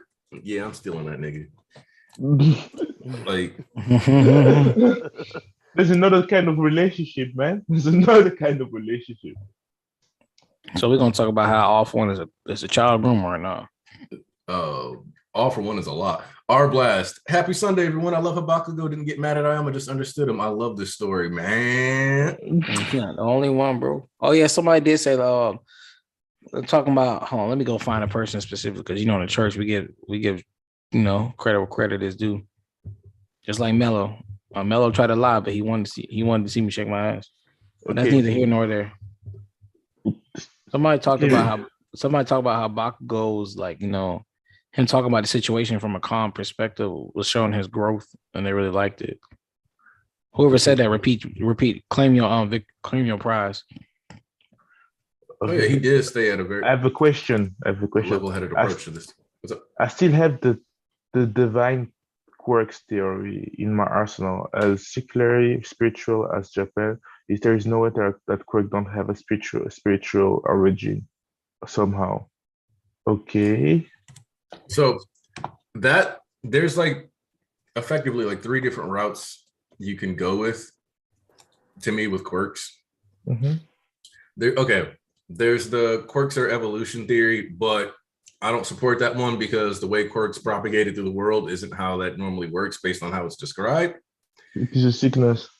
Like, so that one I kind of always take off the table because it doesn't actually track. And Horikoshi's science usually is pretty decent. There's divinity, which a lot of people do have within My Hero Academia. There's a lot of spiritual groups that view quirks as something divine. Even the 3rd movie's villain was a religious organization that had. Don't spoil me, please. Quirks. It's not spoiler. You could tell off the thing alone. Yeah, for sure. But I just tell it already. It's okay. So the idea of it coming to a spiritual point isn't that crazy, especially when you have so much focus on Shigaraki and all this stuff of like them being painted as messianic. But Tunisia, I do have to ask if you've watched the My History Academia videos, because I've also talked about how the setup of the spirituality ties into one of the most violent quirks in Japanese history, or not quirks, cults in Japanese history. And that's where a lot of that spirituality stuff like kind of comes into play. And you can go with disease. If quirks were evolution, then we would see more crabs quirks. I mean, crabs are kind of peak. No, lobsters are kind of peak evolution. But anyway, and then you could also have the quirks or aliens thing, which that one is the one that I've just like kind of kept in my back pocket, and I should eventually just make a video for. If y'all can convince East to make a thumbnail for it, I will give you the reason why quirks can be aliens. Speaking of East, somebody said that Bakugo thing, nobody's claimed their prize, and it's been over 10 minutes. So I guess I'll just take credit for the idea. Once again, East being East, I'm just fucking with you. Mello said that shit. I've been ignoring him purposely just to mess with him. But that was Mello that said he liked how Bakugo's reaction really showed his maturity and his growth so far with the situation instead of blowing up. Because a lot of us didn't think he was going to blow up and be angry. But then again, you got to remember, Ayama did kind of try to say those niggas. He actually did say those niggas. He just got snatched back up by fucking Dabi. What's interesting about that too, though, is that if you think about it, Bakugo and Tokoyami, and a lot of people wouldn't think about Tokoyami as technically one of the angriest people, but he is one of the angriest people in the class. He just channels it into the darkness. He's not allowed to lose control of that anger, though. He has to like sit there and like clench his butt the entire time. Yeah, man. Just thinking about it, just like literally, if he just go angry just once, that man can really kill all niggas around him. I don't know how he did it when he was a child. I will ask him because even as a child, that quirk is stupendous, awful. You know what I mean? Oh, I got a question real quick. Well, first I got a slight comment, and then I got a question. See, really, the alien video was already kind of explained, but like I said, y'all niggas don't be listening to what people say. He really already explained how the alien shit makes perfect logical sense, and to the point you couldn't refute or be mad at it. But y'all niggas don't listen. And second, what am I supposed to be making a thumbnail for? What are they supposed to be asking me to make a thumbnail for? For the Quirks of Aliens video. If you need I'll some make help, the thumbnail if y'all all suck my feet at the same time. This bitch a criminal. And I don't think that's gonna happen. So no thumbnail for you, sucker. All right, I'll do it. Like I told you, if you want some help of idea, I can help you with that. Definitely give me an idea and some help because this one a little bit trickier than Oh. something just for a chapter or a Quirk Awakening video. It's gonna be a little bit more tougher. Okay. Well, I I'll will. send Chocolate, you chocolate. You something can't in eat the chocolate. chat that you What you should doing? pay attention to. You said what? You said me? Yeah. Okay. Okay. What am I looking for? Ah, The Zoom chat. Oh, Zoom chat. Oh, let me go back, pull that back up. This shit don't be alerting me and shit. Something like that. Yeah, because Zoom doesn't. Okay. Yes. Yep. Yes, I had the same idea. Don't say anything. Don't say anything. Yep, I had the same idea. The same idea.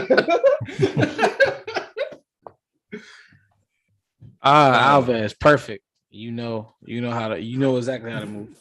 No, I'm not in the feet. I'm in the people kissing my feet. No, I'm just playing. Don't fuck with you. Don't touch my feet. Hey, some of my best friends are foot fetishists. Ain't nothing wrong with having foot fetish, man. I mean, hey, you know what I'm saying? It's all to you. You like feet, you like what you like, man. As long as it ain't illegal. yeah. If it's nasty, that's on you. But if it's illegal, that's a different story. I got a question. Why do cats sit like chickens cooped up? That should be weird to me. And thank you, Nader. I agree. I do feel way worse for Aoyama than the parents. And then Nutfall, what you said true is true. At the same time, that I was just following orders can only go so far. I get Aoyama can be forgiven because he's a minor, but the parents got to take responsibility. And that's the thing that I need to see more of. I need to see them take some responsibility for this, because it's like they're basically blaming him for his quirklessness and using that as like a way out of taking accountability for the fact that they didn't have to do what they did. Yeah. Like they didn't have to do that. They went for the easy way. They didn't went for the hard way. That's the thing about living with your quirk is hard, but getting a quirk for your kid is easy. They made a pact with the devil. And like, fine, you ain't know the devil was the devil. Doesn't change the fact that you made that deal. You, as an adult, with full because like my thing is that if you tell me you can just put your hand on somebody and give them a quirk, in my opinion, you gotta like evaluate what's the catch to this. There gotta be a catch. This is wait a minute. It's the equivalence of like good to be true. Yeah, it's the equivalence like, all right, this is the easy way to make 500K. You want to be a millionaire? This is the easiest, simplest way. Like, all right, nigga, Sell drugs. You gonna do something that shouldn't be possible, and I'm just supposed to be like, oh well, hey, there's no catch-22 here. I looked at that nigga with his white hair, red eyes, and business suit, and say, "You got me fucked up, nigga.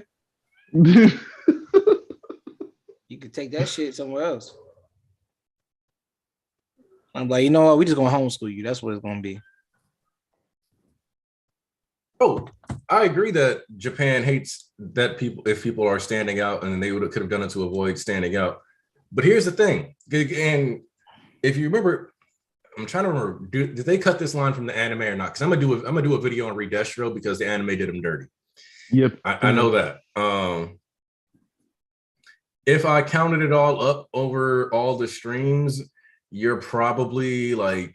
Don't answer that. You don't have to answer that. You don't have to answer that. We don't have to answer that. Yeah, because then it will sound like you're flexing, and I don't want to make it sound like that. We ain't gonna answer that question. You don't have to say, yeah, for sure. We don't have to answer the question, man. Yeah, you want to break? Not even more. Do you want to bring war? What is happening, brother? Nader, you gotta message me on Twitter or something so that I can send you a link to the server so that you can actually join the stream at some point, because you definitely earned it by now. Yeah, for sure. Hey, anybody? I know Tarnish has the book. Anybody else got the Ultra Analysis book? Oh yeah, I got my copy right over here. Got the couch. See? What you need to look up? Look up why nutsack face. A nutsack face is intelligence S plus, right? Let me see if I can find the villain section real quick. Oh snap! They actually gave the names to. Oh no, they didn't give the names, but they did randomly bring up the little kids from Remedial Course Art. Oh, That's really? nice. Oh, that's cute. Yeah, I was like, oh, look at that. They got a page. Crazy. Which the art in this book is actually pretty nice. I like it. Like, This shit amazing. even taking pages for Sleepy Mirror. Like what? Look at that. Craig. But let me see where heroes. Where are you at, nutsack face? Come on, old nutsack face. Where you at? You know what? I got a confession. S plus and everything. Okay. Honestly, that was a lie. I didn't need that. I was just seeing if you had the book. And I gotta take that shit off my Amazon card. Fuck. Damn. Well, time back to square one on what to get this nigga.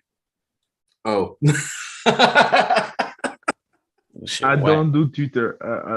Nadir Moad. I like the way you talk. I will get to this. Listen, Nadir, I'm gonna tell you one thing and one thing only about Twitter. You ain't missing a damn thing. Yeah, really, it's just so you can get in the Discord and I'll know who you are, because you're a member in the Discord at this point. Is if you aren't already in there, only members get access to it. So if you're a member and you don't have access to the Discord, you should probably also message me on Twitter so I can send you a link. Yeah. All right, let me think. Is there anything else? So if you have Facebook, you can send me a message. I will bring it to Aniki. That's a good question, Tanisha. How many rich families in Japan made the same deal with the devil? Oh, hello. Look at Momo. Nah, because Momo got an actually good quirk. And Sure. clearly often one out here finessing people. That's the other thing, is that this man is running the dirtiest racket I've ever seen. Like, I'm gonna give you a quirk and you're gonna owe me for life, but don't be surprised if I give you like one of the most mid quirks ever. Brother. Like, what? Like, okay, and I will say that naval laser isn't completely garbage, because technically if it's compatible with your body, I guess it doesn't leak. Mm-hmm. But honestly, when you think about it, it's not even that bad of a quirk. It's not that cool, but it's just the leaking and shitting yourself part. Yeah, like literally, like it's literally on par with Cyclops if you really want to think about it. Cyclops just shoot the shit from his eyes. Ayama just kind of shoot the shit from his belly. The only thing that make Ayama not cool like Cyclops with it, he be shitting himself. That's why on the chat earlier I was talking about him taking trigger. Nigga, he gonna shit out his intestines, which is actually impossible and is a real thing. Alves, what happened? Dog gonna have inverted intestines. Them intestines gonna be out testings, my guy. Like what? Also, how are the civilians gonna react? So No. I don't.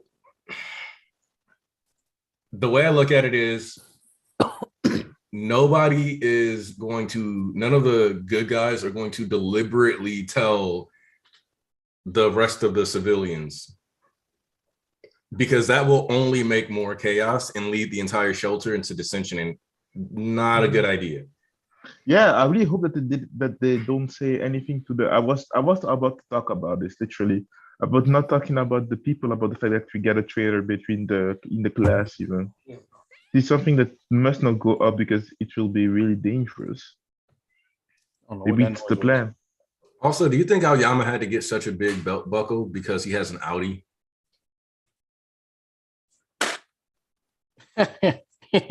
Because like that's the other thing that kind of makes his quirk seem lame, is that belt is huge, like huge. So like, does he have an Audi and maybe that makes it need to be that big because more angles, or like what? Like, but you know what? What's interesting is that how do the kids approach this at all? It's like, well, if you don't tell them, now you see what's starting to happen here. They got to start making adult decisions, because it's like, okay, we're gonna be different than our predecessors. Now it's like, okay, our predecessors would have hit all this information and it had to come out to the light. Now, do we go public with this information, full transparency, trying to be better and not as jaded and all the bullshit behind the scenes? Like the Hero Commission, they would have kept this shit on the wraps, right? But we're supposed to be better, Hero Commission. Let's full transparency with our people. But full transparency could cause an all-out riot and like throw this nigga to the wolves, et cetera, et cetera. So it's like, once again, how do they approach this? Which is why even when, no matter what the class decision is, once again, everybody gonna be happy with Ayama still.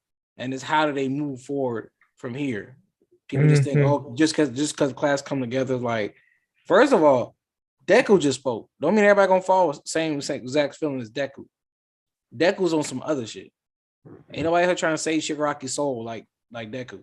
He literally the one that got the drive that eclipses all logic and common sense and understanding to save people. So he a different breed. So don't just let him speak for everybody else. Like, without giving everybody else a chance to even fucking say their thoughts when we got the reactions about them being discontent with Ayama. So like that, I don't know. That's gonna dive into something else. We got a super chat from my prince.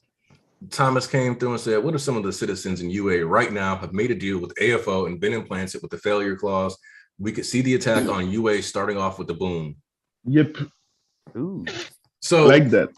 That's my thing about this, right? Is that the story is practically screaming at us. AFO has more than one way of handling UA. Yep. It's practically like, he's got more than one. He's got more than one. And I say this because otherwise, what's the point of him saying he would use multiple avenues to achieve his goal? What's the point of him saying he has multiple friends to spare in this situation, in the context that we keep getting it juxtaposed with? Like if this dialogue was intentionally like front loaded with All For One and Toya having all their conversations, and then we got the traitor stuff, that would be one thing. But we're purposely cutting in between these dialogues and interactions so that we can see All For One talking about like, I have friends to spare, which then we go to UA and start the traitor information and stuff. Then we have him saying, no, I have multiple friends. And we have him saying that he weaves plans years in advance. And my thing about this is, All For One, we have no reason to believe that while All For One planned on Aoyama going to war or going to UA with that quirk. Like, my question is, if you gave somebody, like, be honest, like if you gave Aoyama belly button laser and you knew that man be shitting his pants and all this other stuff, are you actually going to bank on him legitimately making it into UA? No, not really, man. Like, you're probably not. So that wasn't the basis of his strategy. He was probably comfortable with him being in any hero school if he managed to do it. Because anywhere he would go, like if he needed that favor, boom, he got it. So if he's talking about weaving his plan decades in advance, in years and years in advance, then the other solution is to have already established traders there that have been there for decades. And then you have to narrow it all the way down to like who could actually have been there for over a decade. And there's a shocking number of UA faculty that are under the age of like 35 or under the age of where they're young enough that if you go back, like that 10 years or that 15 years roughly. Yeah, if you go back like 15 years, if you go back 15 years to when Loud Cloud died, or Shirakumura, Oboro, whatever you want to call him. Like, if you want to go that far back, that's 15 years. That's more than a decade. Aoyama is freshly expelled from his mother's uterus. Like, AFO can choose which quirk he gives. It's not a matter of predicting. He straight up decides which one you get. That's what makes it like crummy. Like, he could have given him all kinds of other quirks. Just like I don't fully think that, let me put it this way. I think AFO the Quirk is more of a villain in the story than All for One the person at this point. Because that shit greedy. That's what made the nigga greedy. Because All for One himself has talked about how villains can be controlled by quirks, how people who have quirks that create an imbalance and all these other things. And as much as he makes it sound like he's talking about other people rampaging, he's talking about himself too, because he regularly talks about how, oh, I couldn't help myself. I just had to take it. Oh, like it was just a compulsion. I had to grab that shit. Oh, like I could give it back, but then I got to use my quirk, blah, blah, blah, blah. Like my quirk just makes me want to pull stuff.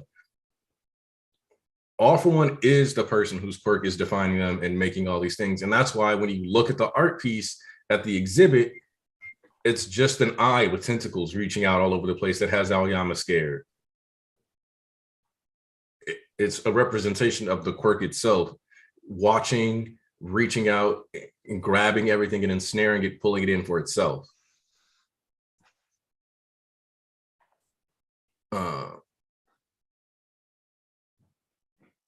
Oh, there's definitely going to have to be some crazy stuff at UA. No Google, I do not want to change my name.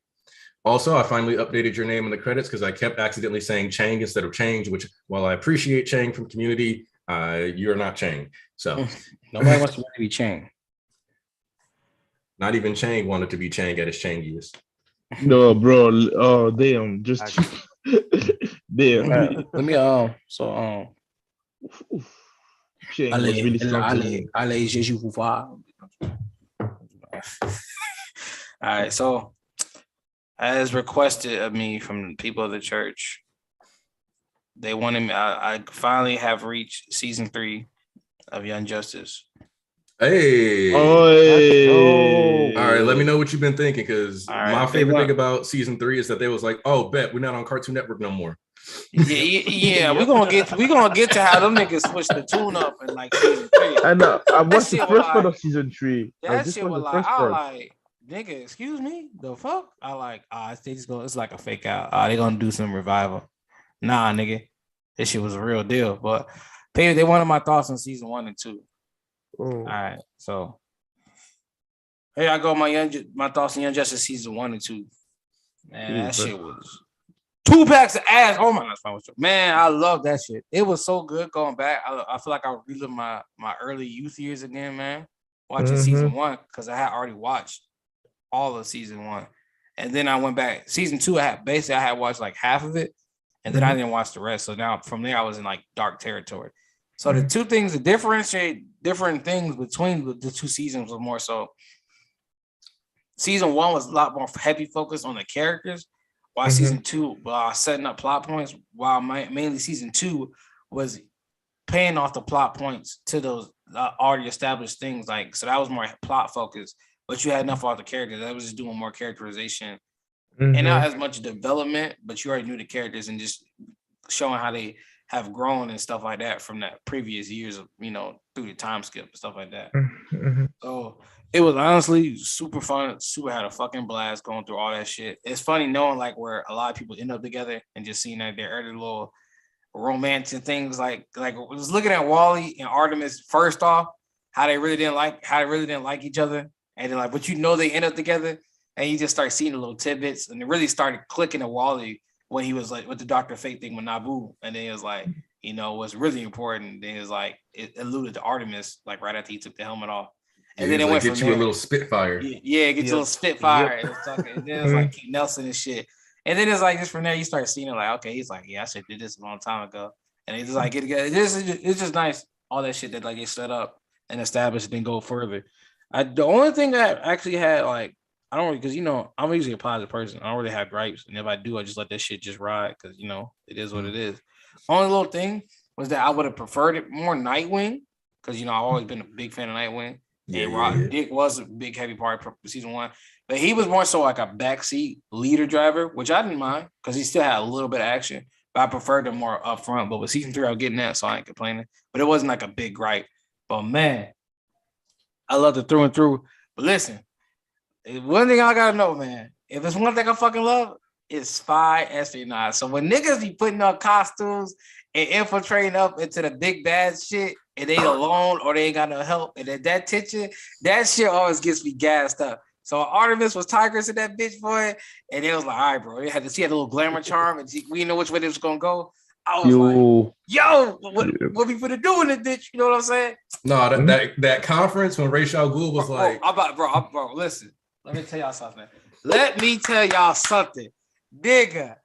The Summit is one of the best episodes I've ever seen in my life, nigga. We was playing fucking hot potato of who got who, broken ankles, who got do. Boy, you get crossed up, sauced up. I'm talking about we were breaking ankles in that bitch. Well, that shit was one of the gas episodes ever.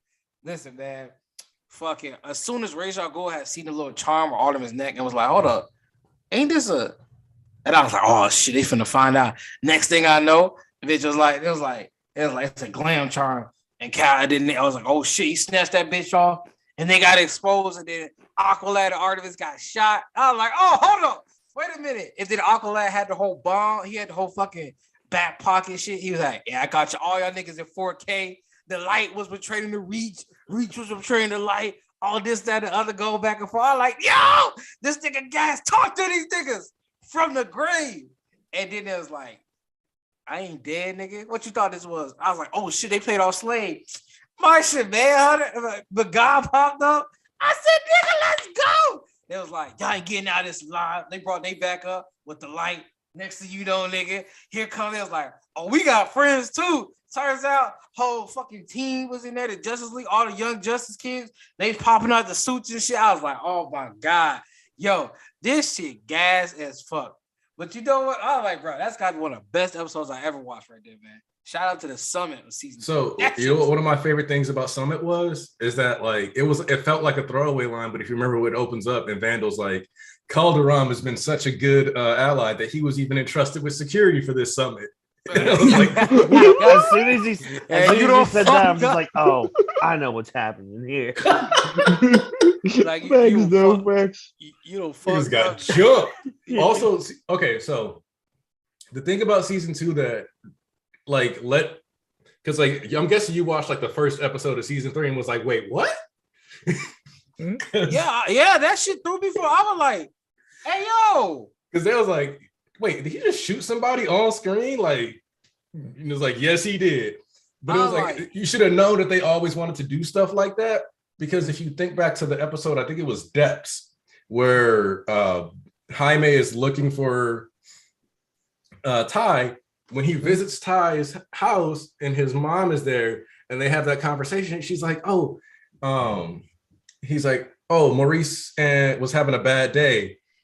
And then Jaime's like, I hear he has a lot of bad days. And she goes, he has some good too. And she does that like, it's the subtle cues to like they were alluding to darker content because in reality, retrospect, you know damn well that nigga was beating the shit out of her ass, dog. On some, on some shit. I like he got good days too. I'm like, you gonna have a good shit, nigga. If I was Ty, that nigga gonna have a good day in the grave, bitch. Shit, now he definitely can because Ty got that long shadow. He ain't gonna play with you no more. Ty kind of humble those, and Ty just gonna flex on that nigga real quick and make him run away and never come back. He gonna just flex on that nigga, never come. Nah, listen, Cameron Bailey, that 16 hours on Rimworld. Yo, bro, when that shit came back, I said, yo, Neptune's beard. That's still one of the craziest things, honestly. Because when it was like when Vandal, listen, this is what I love. The light is so far beyond competent, it don't make sense, nigga. Like these are real villains. Yeah, like, I took Vandal Savage as a slight joke, but not really. When he was trying to distract Wally, when he's trying to distract Wally from getting that princess from getting the heart. With Count Vertigo in that episode, and it was like, all right, I was like, but I was like, okay, he just holding him up. But you look at the thing of Vandal Savage in full effect, he was just doing Vertigo a favor because in reality, nigga, that nigga Vandal Savage different breed. He literally was like fought Wally for 15 minutes and pulled out a watch after he left and was like, well, I mean, we fought for like 15 minutes. That shit. that should get her ass dead on the table. Like, bro. Like, bro, excuse me? Hello? And then when they finessed him with the the guard too, or like when they came, I was like, oh, it's too late. Fake out, yeah. That shit was crazy, boy. I'm like, bro, y'all sick. Dead ass. Yo, but the reach though, the way they implemented the reach, because I can't wait to see what this is really gonna look like season 4, because I'm not sure who the main bad guys are supposed to be right now. Because I've only seen the first 4 episodes of season 4. Because right now in season 3 it's like we're dealing with the after effects of season 2 and the reach and the metahuman plotline. But I don't know where it's going. Huh? Can I ask a question? Because I forgot season 3. It had 2 parts though. I had part 1 and part 2, or because it was 26 episodes and was released as 2 core. I think because the end of season 3, was it with the prince getting all cray, or it was yeah. Don't spoil F East. Don't spoil F East. Yeah, that was that nigga trying to spoil talking about. Then I thought that you saw it. No. He started it. Just started season 3, dog. No, season 3 is the one that. That's why I said I don't know where season 3 is going. Who's the real big bad right now? Because he just started up. Because it just feels like we're following the after effects of the metahuman plotline from season 2 with the reach and all that. Yeah, they do a really good job of keeping that like circle. All right, but like here, let's real quick get back to My Hero and wrap this up. So basically in total, season 1 and 2 still goated for Young Justice. Season 3 hit me with some shit I didn't expect, because that bitch is darker. Niggas like be dying like dead bodies getting shot and shit. And I was like, yo. Did you watch beyond the first episode or just the first one? I'm on a 6th episode of season 3, I believe. Okay, first off though, the clipboard. The clipboard never lies. No, that shit was for no reason whatsoever. That episode was fucking hilarious. This nigga's trying to come out in the fucking security guard suits with the theme music. I'm like, boy, if you don't get defucked. He's like, yeah. And then fucking here go fucking Roy / Will. I don't know. I like the security suits better. And Dick was like, yeah, no. And then all the fucking just clothes. That shit was so fucking funny, bro. We were celebrating a softball victory. Ate some bad chicken whizzies. That episode was funny as shit for no fucking reason. The way they ran over a brick with that truck. Dog was like, man. This ain't right. This ain't right. I'll run over that nigga with a semi truck. I'll bust out laughing. This ain't right. This ain't right. And he got his ass beat with a clipboard. That clipboard went through way too much. Oh God. And I was dying when he ripped off the wheel and he was like, my insurance premium. I'm just happy Roy doing a lot better, man. I think you're doing a lot better. Yeah, y'all gotta watch Young Justice. It's great. It's so good, bro. If I'm honest, it's everything you love really about good. My Hero, but like, no, it's just like if you like My Hero, you should like Young Justice. That's all I can really say. Yeah. Because like the plots are intricate. There's tons of foreshadowing. Like the way the characters play off each other and have like their relationships progress, golden. You get your splash of romance, you get your tragedies, you get, because there's some painful stuff that happens in that show. You get your teen angst. You get like all of it, and especially like once like seasons 1 and 2 are good, they're enjoyable. They're like, oh yeah, like this is like classic show. Season 3 takes it up and it's like, well, we don't have to pretend like people don't die. We can get real dark. Hell, season 3 had one of I remember. There's some dirty stuff in season 3. Bro. It's like you've never had black lightning. But anyway. Hey man, you got it. You just taste black light. Oh man, that was so good, bro. But like, so yeah. We'll do some Young Justice stream one day or something like that if we get people into it. But yeah.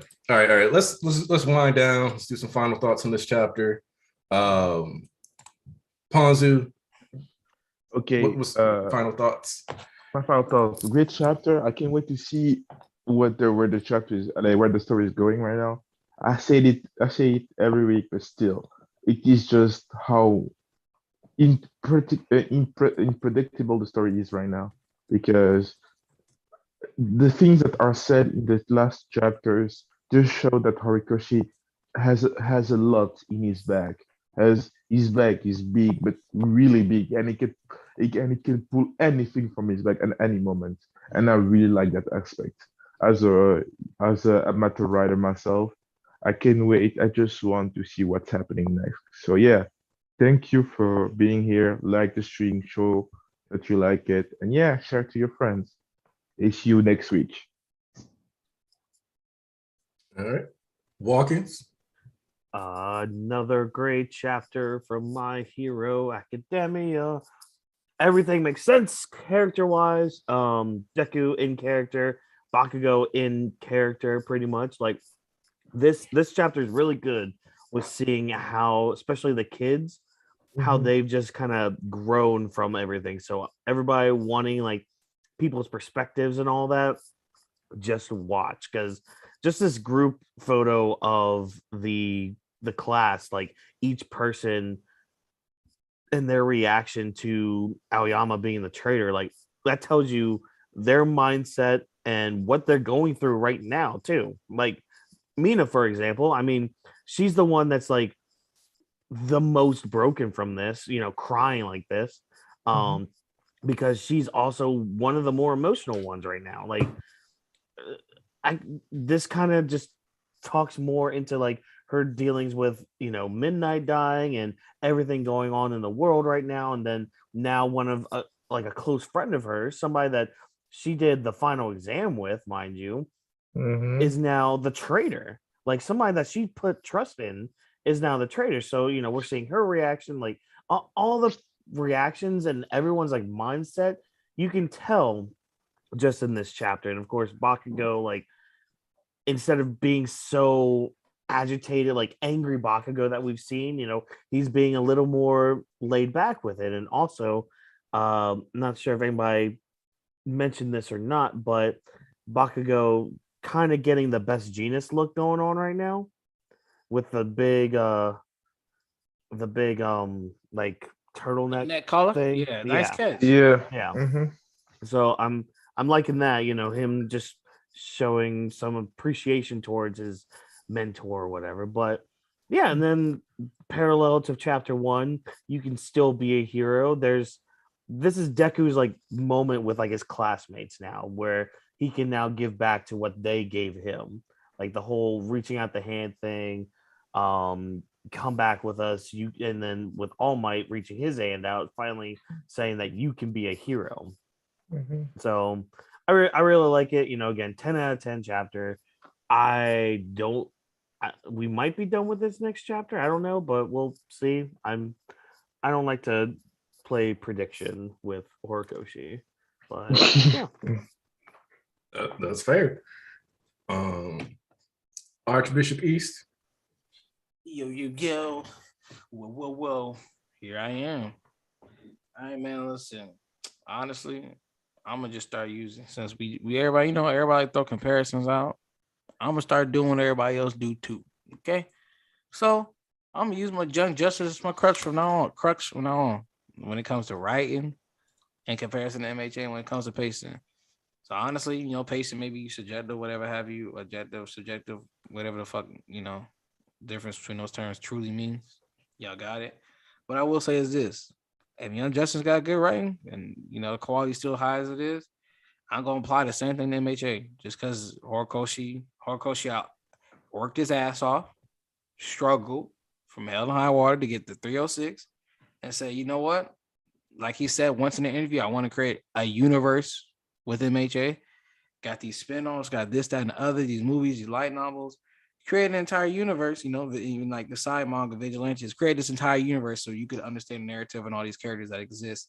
So from there, he could just, do things that just make sense, or the character so well, you don't need to double down for 100th time, hear their origin or why they like this or why they go about doing things the way they go doing. You know what I'm saying? Some of y'all get tired of it anyway. So it's like, why do we got to go back to origin? If you read the story, you know why Shoto's the way Shoto is. So there's no point in retelling that. And I'm like, well, he's reacting like this because of this. It's like, well, how about you just let him react? Because you know how Shoto's going to do the thing, right? So it's just like the characters have grown to this point and they starting to mature, but I really like to see where this goes from here. Remember, it's not always about what you want, but it's like this. It's like how when you're younger, you just want the action, you just want to get to the fight and this and the other, so you skip the cutscenes, this and the other. But as you get older, you'll appreciate all the care and logistics that went into it and the storytelling, other than just the action and shooting and all that. So in hindsight, in the future, when a lot of y'all mature up, you'll look back on MHA and be like, damn, you know what? This may not have been all the stuff I wanted, this and the other, but at least it played logically to what it should have been. At least kept what their story was supposed to entail intact, rather than going this route or this way. Logically, this was the best route because Horikoshi knew what he was doing with his story. So in that regard, I will always be happy because Horikoshi has the best in mind for the story. Whatever is best for the story is best for me. So I have no complaints as per usual. Honestly, this chapter broke my heart. Ayama's is going up there in character tiers. And don't focus too much on the punishment, this, that, and the other, because you don't know the routes this could actually take and the ramifications that could be further into the future for the story. So as far as that's concerned, that's enough of the analytical, proper analysis. Time to act like a nigga. Man, that shit was gas as fuck, boy. What I tell you, man, listen. Forgot who? Forgot what? Boy, I ain't forget shit, boy. My nigga coming back on y'all niggas. I remember a few weeks ago, y'all was complaining about all that shit, but you niggas looking foolish now. All you gotta do is let it play out. If you don't feel good about something and a choice, remember, let that shit play out. And I promise you, you be sitting here looking pretty like us every fucking week. Shout out to my go Horikoshi. God tier out of 10. I love y'all. Undefeated of the East to the end. Hell, horrid. And that's all I got to say. Boo, boo, boo. Yep. Where's the boss? All right. So with that, appreciate everybody that came through. As always, shout out to Bishop Ponzu, Bishop Watkins, and Archbishop East for stepping up, coming into the stream. Enjoyed the chapter. You already know I'll be working on the review. Who knows? Maybe I'll do the Case for Young Justice video to maybe see if those of you who haven't watched it, if I can convince you through discussion of the stuff without spoiling too much, that you can enjoy it and give it a watch. So that way, when we do discussions on it in the future, you're capable of enjoying and partaking. Well, one note real quick. Also, we have a lot of bishops out. People have personal things going through. So if you're religious, you send your prayers. If you're not, send your good vibes like I do, because I don't do the whole religious aspect, but I just send good vibes and, just look out for the people at the church. You know what I'm saying?